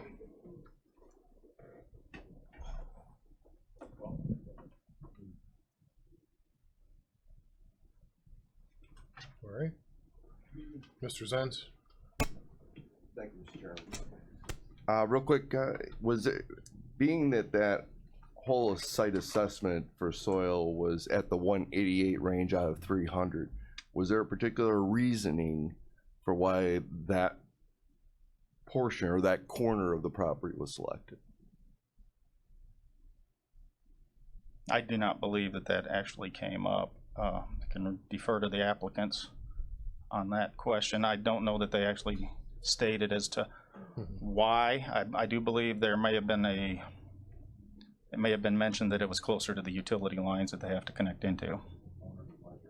And that gives me an opportunity just to remember that we don't cite solar farms, we approve, and then we approve. The second step is the engineering of them, so it hasn't gone through the gauntlet yet, but we also don't approve the layouts. Just we make sure that, or don't say, hey, put it here, put it there. They apply, we say it's appropriate or not. And I don't recall it coming up as to why they chose that side versus the other side or anything like that. Just want to make sure. This public sometimes thinks that we're trying to go out and drop solar farms all over. People come to us and say, we have an agreement with the landowner, we want to do this. So. Generally, they do want them close to the utility lines. Thank you. Yes, sir. There's 2 questions. One is, you stated temporary duration of time. What is that time in approximation? Well, solar farms are operational for a minimum of 20 years. And then they generally have, and I don't know the specifics on the contracts with this, but renewable in 5-year increments after that. Is it not true that if this farm goes out of operation in about 20, 25 years, that the land can no longer be used for anything but power generation because that's what it's been utilized for? No. You certain? Yeah, I'm absolutely certain on that. Okay. This property will be zoned A1 agriculture as of today. And if the solar farm is no longer operational, it will be decommissioned. And the land will be able to be used for any permitted use in the agricultural district. Okay, and it does not, you stated that it does not, it will not also affect anything as far as wildlife or local inhabitants? I don't recall saying that, but I will now. According to the testimony, it will not. Okay, I just pulled it off of a federal land site, that's why I'm asking the question. Okay. Yes, it, right here says solar farm. Mr. Washington? That is. Let's clarify this. In previous testimonies that's been given, that the companies putting the panels in are merely driving pillars or driving posts into the ground. Is that true with all of these companies, or is it just true with some of the companies? So far, that has been true with all of them. Okay, so they're not pouring concrete, they're not doing anything? They are I-beams being driven into the ground for the racking system to be bolted to. So they go in very easily, they'll come out just as easily.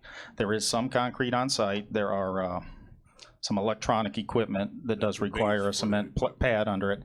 Yeah. Generally speaking, about a 10-foot by 20-foot pad. And there's usually one, maybe two, depending on the size of the site. Thank you. All right. We on number 3? Yep. Okay. That the establishment of the special use will not substantially impede the normal or orderly development and improvement of the surrounding property for uses permitted in the district.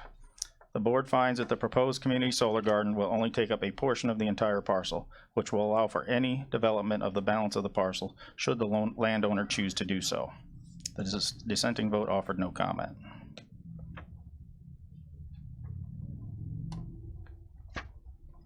Okay, nothing there? Okay.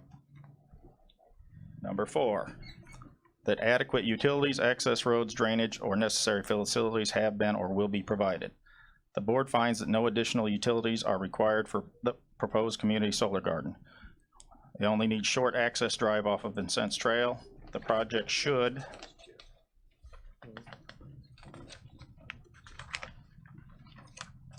not require any grading, drainage, as we will be driving steel I-beams into the ground to support the racking systems that will hold the solar panels. We will establish a pollinator habitat grass mixture on the entire solar site as part of the turf management program. This grass and flower mixture will have a deep root system which will provide adequate absorption of the annual precipitation for northern Illinois. The dissenting vote offered no comment. Any questions there? Okay, moving on. Number 5, that adequate measures have been or will be taken to provide ingress and egress so designed as to minimize traffic congestion in the public streets.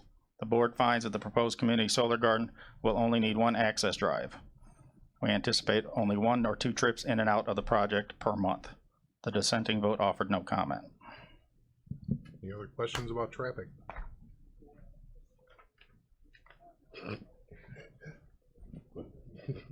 Number 6, that the special use will, in all other respects, conform to the applicable regulations of the district in which it is located, except as such regulations may, in each instance, be modified by the board. The board finds that the answer is yes. This project has been designed to meet all the standards for solar gardens as outlined in the Kankakee County zoning ordinance. The dissenting vote offered no comment. Anything there? Mr. Jess? Not a comment on this, but I just been told that in an answer to Mr. Siroy's question about accidents, there were 4 accidents last year at that intersection, none this year.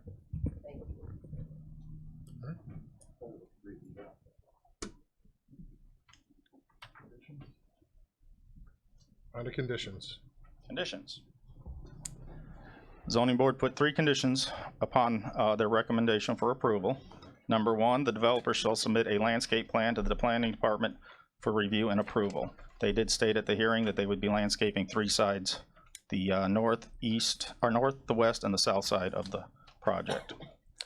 Number 2, the ground cover shall be planted with native pollinator-friendly species. And number 3, all required landscaping shall be subject to the maintenance requirements and penalties prescribed in the weed and grass control plan.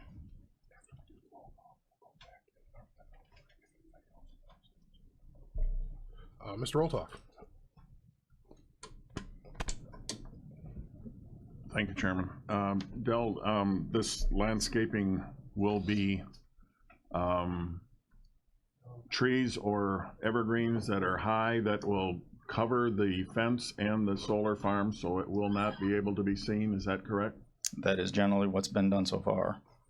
We have not So- seen this actual plan yet. So as opposed to wind turbine, which certainly would be able to be seen, this will not be able to be seen once the vegetation is established and growing from a normal house height. In general terms, I would say yes. Okay. Mr. Seroy. Del, so the setback to the planting of those evergreens would be the 100 feet? That could be planted within the 100 feet. Generally, it's the first 10 to 15 from the fence line. The zoning board has instructed the planning department to review and approve a landscape plan. I want to make sure everybody heard that. The landscape plan comes with engineering, and it will have to be approved by. Reviewed and approved by by my department. Okay. Yeah. So obviously, we're not going to approve anything that's going to visually affect that intersection. Thank you. Any other questions there? Anything else for the consideration?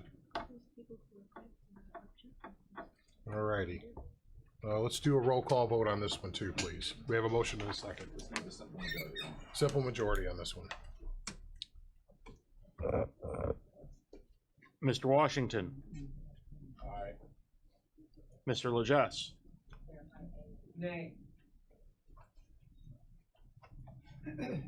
If I could, a vote of aye is to support the special use and to agree with ZBA and PZA. Mr. Vickery. Nay. Mr. Olthoff. Mr. Hess. Abstain. Same reason. Noted. Mrs. Polk. Mr. Mulcahy. Aye. Mr. Snipes. Mr. Byrne. Aye.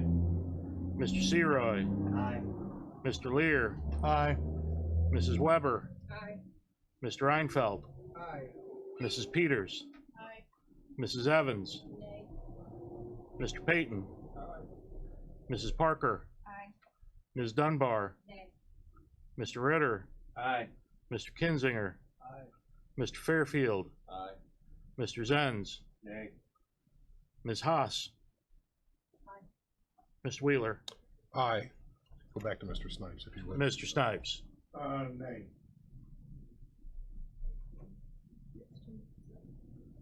Motion carries 16-7 with an abstention. Thank you for that and the exhaustive approach on that, Del, and the consideration of the committee or the board. Moving on to finance.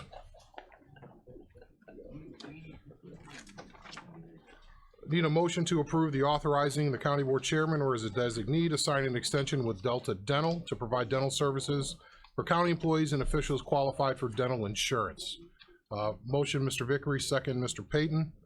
Is there any questions about that? It's a totally employee paid benefit. The information is in your packet, just for renewal's sake. So, all righty, that's a roll call vote then. Mr. Washington. Aye. Mr. Legesse. Aye. Mr. Vickery. Aye. Mr. Olthoff. Aye. Mr. Hess. Aye. Mrs. Polk. Aye. Mr. Mulcahy. Aye. Mr. Snipes. Aye. Mr. Byrne. Aye. Mr. Seroy. Aye. Mr. Lear. Aye. Mrs. Weber. Aye. Mr. Einfeld. Aye. Mrs. Peters. Aye. Mrs. Evans. I'm sorry. Mr. Payton. Aye. Mrs. Parker. Aye. Ms. Dunbar. Aye. Mr. Ritter. Aye. Mr. Kinzinger. Mr. Fairfield. Mr. Zenz. Ms. Haas. Mr. Wheeler. Aye. Motion carries. At this time, we need a motion to open the bids for the copiers printers. Mr. Olthoff, second. Ms. Evans. All those in favor to open the bids? Those opposed? Alrighty. While Anita gets the bids opened, we'll just mention that for the first time in years, we had like more than one printer, or copier, should I say. Printers are different. Those are the little ones on your desk. The copiers fail.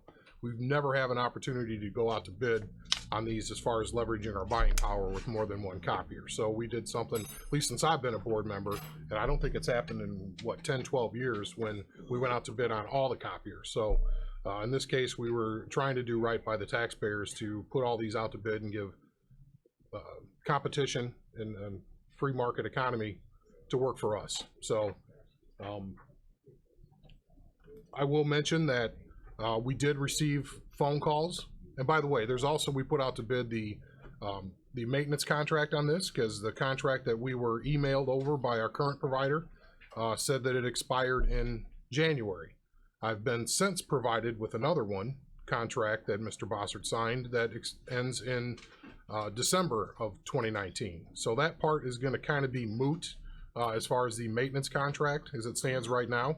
And I apologize for that. When we asked for the original agreements from Martin Whalen, they sent that over, a maintenance contract expiring in January of 2019. We've since been provided with another signed agreement authorized by this board that is for December of 2019. So that part, we'll have to wait to act on that until next year. It's still in the bids, but it's what we were provided to start with. So we do have, if you could, we'll go through these one at a time, because there's 3 different copiers with 3 different bids, and then we'll explain what the motion is to accept, and we have to make sure that it's all up to spec at the end of that, and that'll be Kevin's job in IT. So please, you're on number 2. Yeah, she's going to read each copier. And just make a note on your sheets, which one we're talking about. The first bid response is from Advantage Copier, and it is a lump sum for 4 copiers for a total of $23,495. They did not break that out individually? No.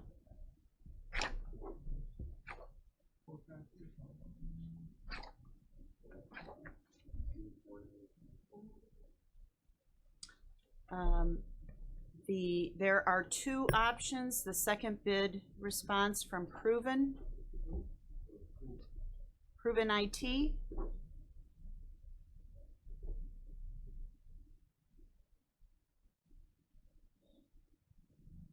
Okay, the option number 1 is Canon Image Runner 4545 black and white device for $5,569, and if I'm not mistaken, that's 3 of those. Is that the one that there are 3 of those that we're looking for? Can you confirm that? That's the per unit price, and we would need 3 of those. 3 units at $5,569 each. Yes, each. And then the other 1 unit is a larger unit, and the unit price of that would be 1 each for $9,730.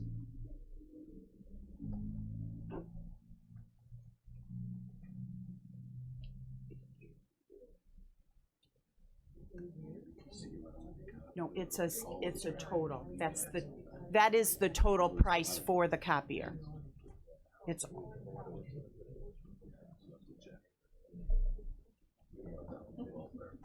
There is an option 2 provided by Proven. The first unit is a new Xerox That would be the 3 units at $6,184.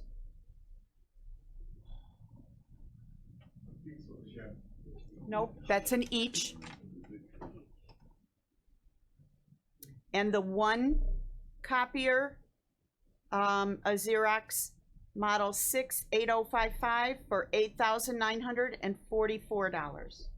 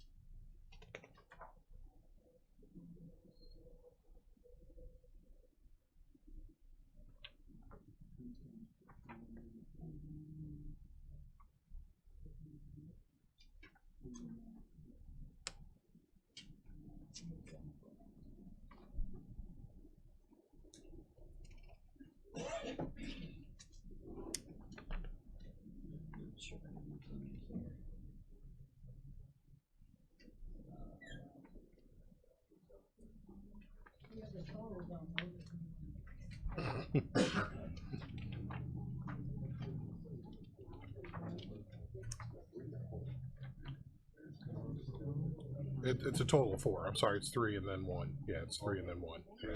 Yeah.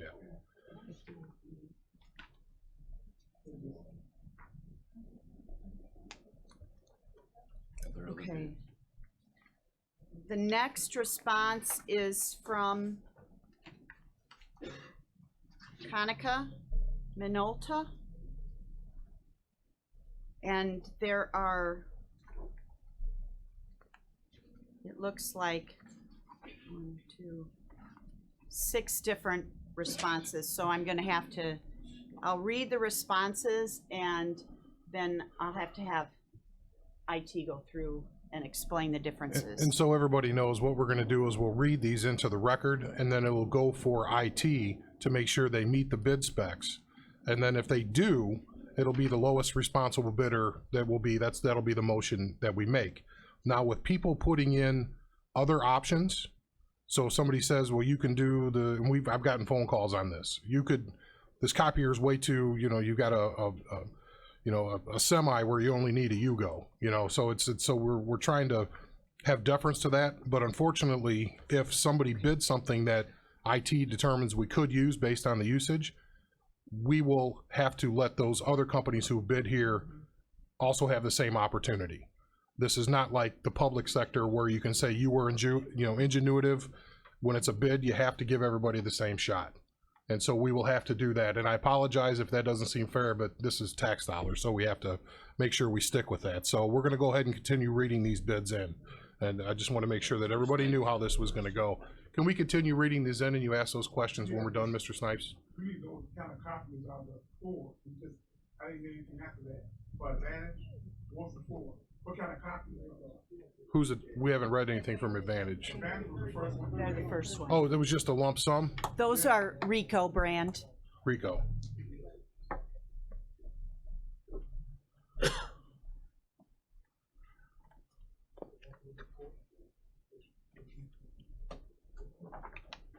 So these are the bids from Kankakee, Minolta. And there are 2, now that I look through these 6 responses, it's 2 different similar models. So the smaller model, the BizHub 458E, there are 3 bids. One is $5,167 for a 100-sheet stapler. Same model, $4,667 for a 50-sheet stapler. Third option, on the same thing, it says $5,167 or $4,667. I see, that's just a reiteration of the other 2. That's all they're saying. So you have 2 options for Model 1, there are 3 of those.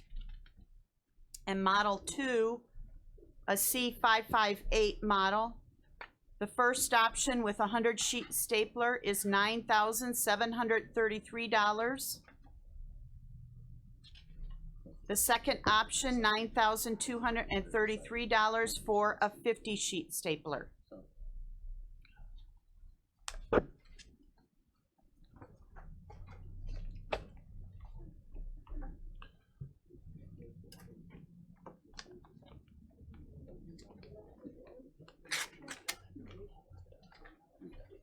How many people here? 24 people. How many seat staplers you need? No. This is unreal. Nope, it's not gonna happen. Oh. That's why it's gonna go to Kevin, and he's gonna evaluate the bids and the specs and the options. And we'll come back and go. Well, I can, it's an emergency, I gotta have copiers. Yeah. Yeah, and if we have to email out back the bids to those 3 people based on this agreed upon alternate, then everybody will have that same shot.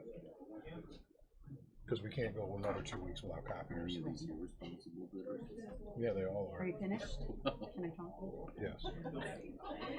The next response is from Martin Whalen, and it is, that would be 3 each of model B8045 at $8,640 each. 1 each model, that's the color, would be C8055 at $10,732.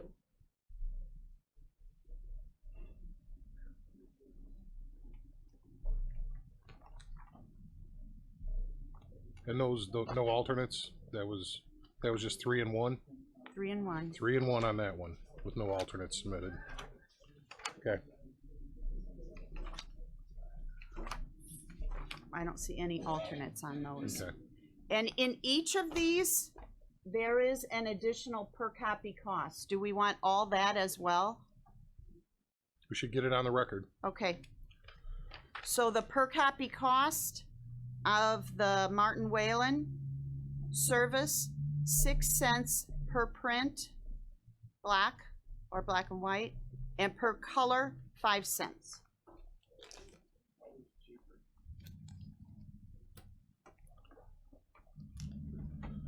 I'm sorry, was that 6 cents or 6/10 of a cent? Oh, you're right. I bet you're right. Is that right? Is it Yeah. 6 cents? We're going All to right, yeah, we're going you're to right. crayons and paper Right, here. right. All right, all right. Sorry.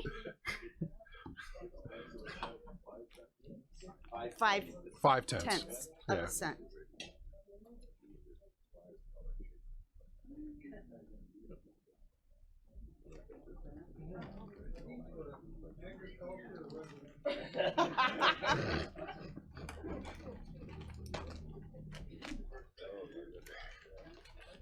You got to do those TPS reports.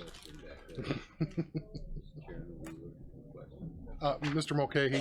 Thank you, Mr. Chairman. Just for clarification, these are for maintenance costs, correct? The cost per copy? Yeah, those are for the maintenance agreement part of that. Does that include toner? You know what? Actually, you bring up a good point. Since we're not considering that right now for the maintenance agreement, I think that point is moot on getting those on the record because we're gonna have to rebid that. Does that make sense? Because right now we're covered under current maintenance agreement for the that we currently are operating under. I believe that I told Kevin that he didn't need to come up here. Maybe I should have, but no, I do know that that's what is covered under the current maintenance agreement. So I don't think we need to go through all the percent. I can leave that part off? You can leave that part off. Okay. So then the last one is Image Tech LP. And 3 copiers, that's the smaller one, for a total lump sum of $18,324. And 1 for $6,108. Image Tech? Image Tech.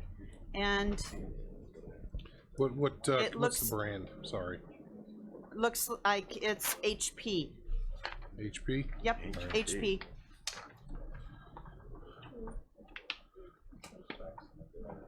Mr. Mulcahy first, subject matter expert. No, Image Tech. I'm not familiar with the firm. I'm just wondering where they're based out of. 200 North LaSalle, Chicago. Thank you. Ms. Dunbar? Thank you, Mr. Chairman. Could we have, thank you, Mr. Chairman. Could we have the location of each of the firms, please?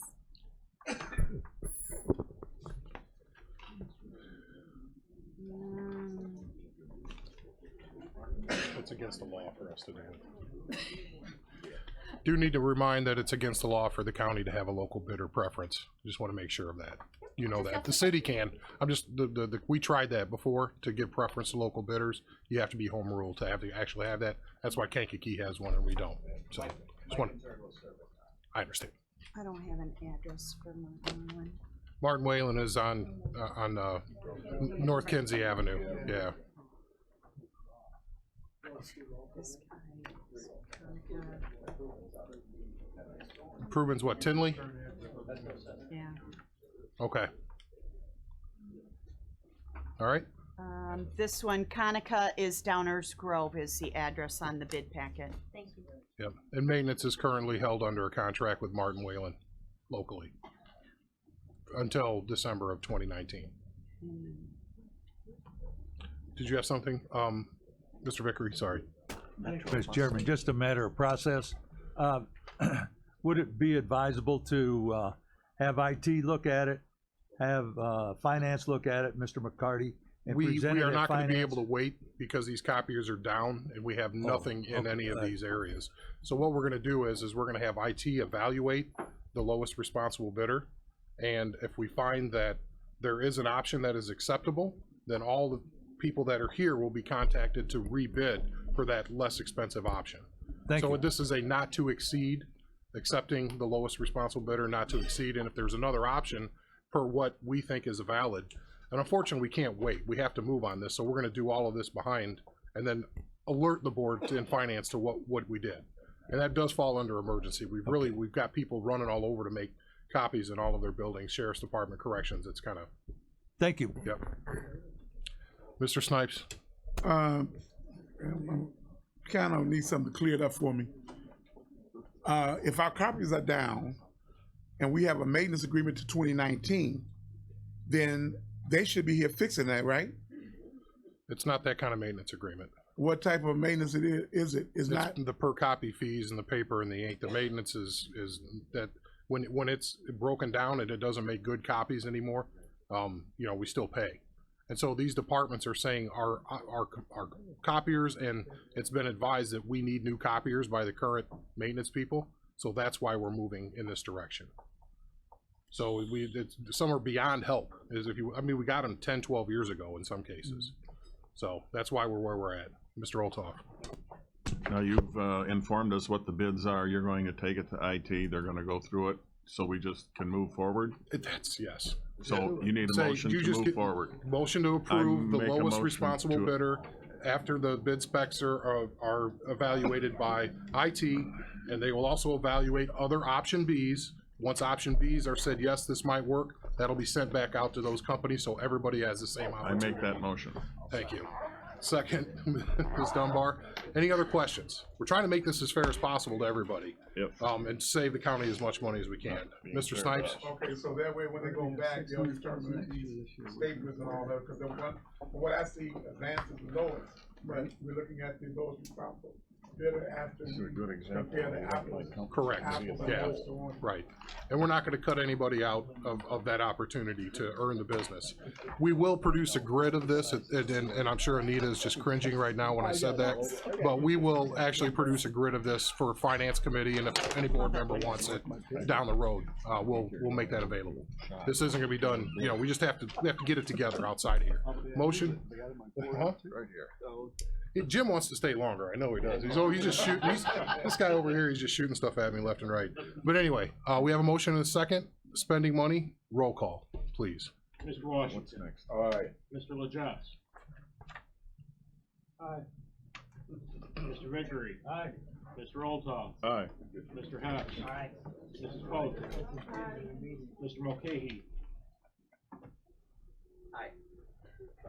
Mr. Snipes. Come on. Aye. Mr. Byrne. Aye. Mr. Searoy. Pregnant. Mr. Lear. Aye. Mrs. Weber. Aye. Mr. Reinfeldt. Aye. Mrs. Peters. Mrs. Evans. Aye. Mr. Payton. Aye. Mrs. Parker. Aye. Ms. Dunbar. Aye. Mr. Kinzinger. Aye. Mr. Fairfield. Aye. Mr. Zen. Aye. Ms. Haas. Aye. Ms. Wheeler. Aye. Motion carries. Thank you for that. Other business. It's complicated. We try to do the right thing and you open up a bag of, you open up a bag of something. Other business. Openings, 6 openings, Regional Planning Commission, 1 opening, Zoning Board of Appeals, 1 on the Clawson Drainage District, 1 on Gar Creek Drainage District, 2 openings, Mantino Drainage District number 3, 1 on Mantino Drainage number 9, 1 on McGilvery Drainage District, 1 on Minnie Creek Drainage District, 1 opening on Moments and Yellowhead Drainage District, 2 openings Essex Township Fire Protection District, 1 opening on the Ethics Commission, 3 openings on the Animal Welfare Advisory Committee, and 2 openings on the ICANN Joint Education Committee. Moving on to other business. This is something that I inadvertently left off executive, authorizing the county board chairman to sign in second extension to the IGA for funding of the Kankakee County Convention and Visitors Bureau. I guess a motion to approve and then a second, Mr. Vickery, second, Mr. Legess. For explanation, all this is doing is extending that agreement, so I had to bring it to the full board because it extends our ability to collect the hotel motel tax until the new IGA could be finished. We're waiting on that opinion from the Attorney General whether the CVB employees can be covered under IMRF. That is something that we were not able to answer locally. And so we sent that to the Attorney General, oh geez, year and a half ago? About 18 months ago, we finally got one opinion back in August, and they basically punted and said they're not going to give us an opinion on a different issue. So, Mike, there's no telling when this opinion's going to come. Any questions, please? Thank you, Mr. Chairman. Who pays for that item? It's divided up amongst the governmental units, and I believe, and Stacy might be able to answer this, the right now it's paid for, well, it isn't paid for, it doesn't exist. So that's not necessarily a question that is relevant now, but if the Attorney General comes back and said, yes, it can be part of IMRF, there's a formula based on, I believe, the number of revenue per municipality. It's divided up that way. Am I incorrect in that assessment, Stacy? And you could answer that over on the microphone. Mr. Kankar is the lawyer, the attorney. Thank you, Chairman and board members. It's based upon the amount of hotel tax revenue that comes in within each of the respective units of government. So. Right. That was it. So this is just an extension of what we currently have for another 6 months. So I have a, it'll have to be a roll call. I have a motion and a second. Any other questions? Roll call vote, please. Mr. Washington. Aye. Mr. Legess. Aye. Mr. Vickery. Aye. Mr. Olthoff. Aye. Mr. Hesh. Aye. Mrs. Polk. Aye. Mr. Mulcahy. Aye. Mr. Snipes. Aye. Mr. Byrne. Aye. Mr. Seroy. Aye. Mr. Lear. Aye. Mrs. Weber. Aye. Mr. Reinfeldt. Aye. Mrs. Peters. Aye. Mrs. Evans. Aye. Mr. Payton. Aye. Mrs. Parker. Aye. Ms. Dunbar. Aye.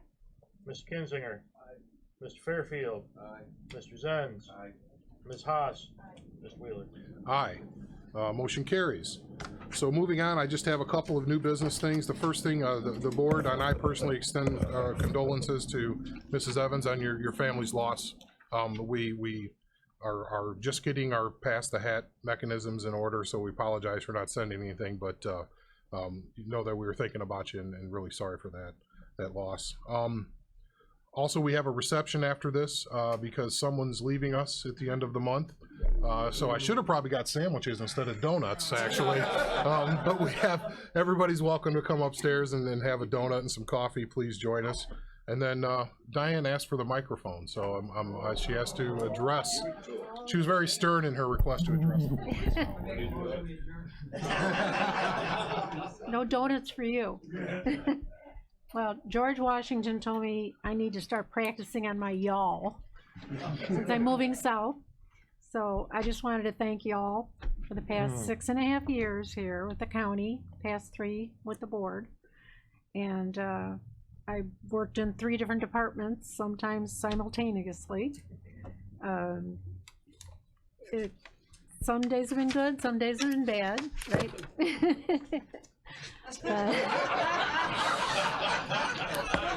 You said end of the month, right? Why don't you look at me? I'm looking at Anita. But I was almost laid off once, came close.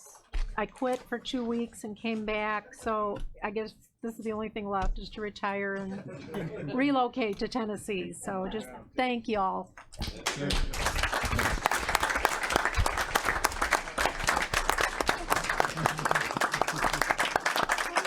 And I will say the board does appreciate all your hard work. I know I do, and I'll miss you.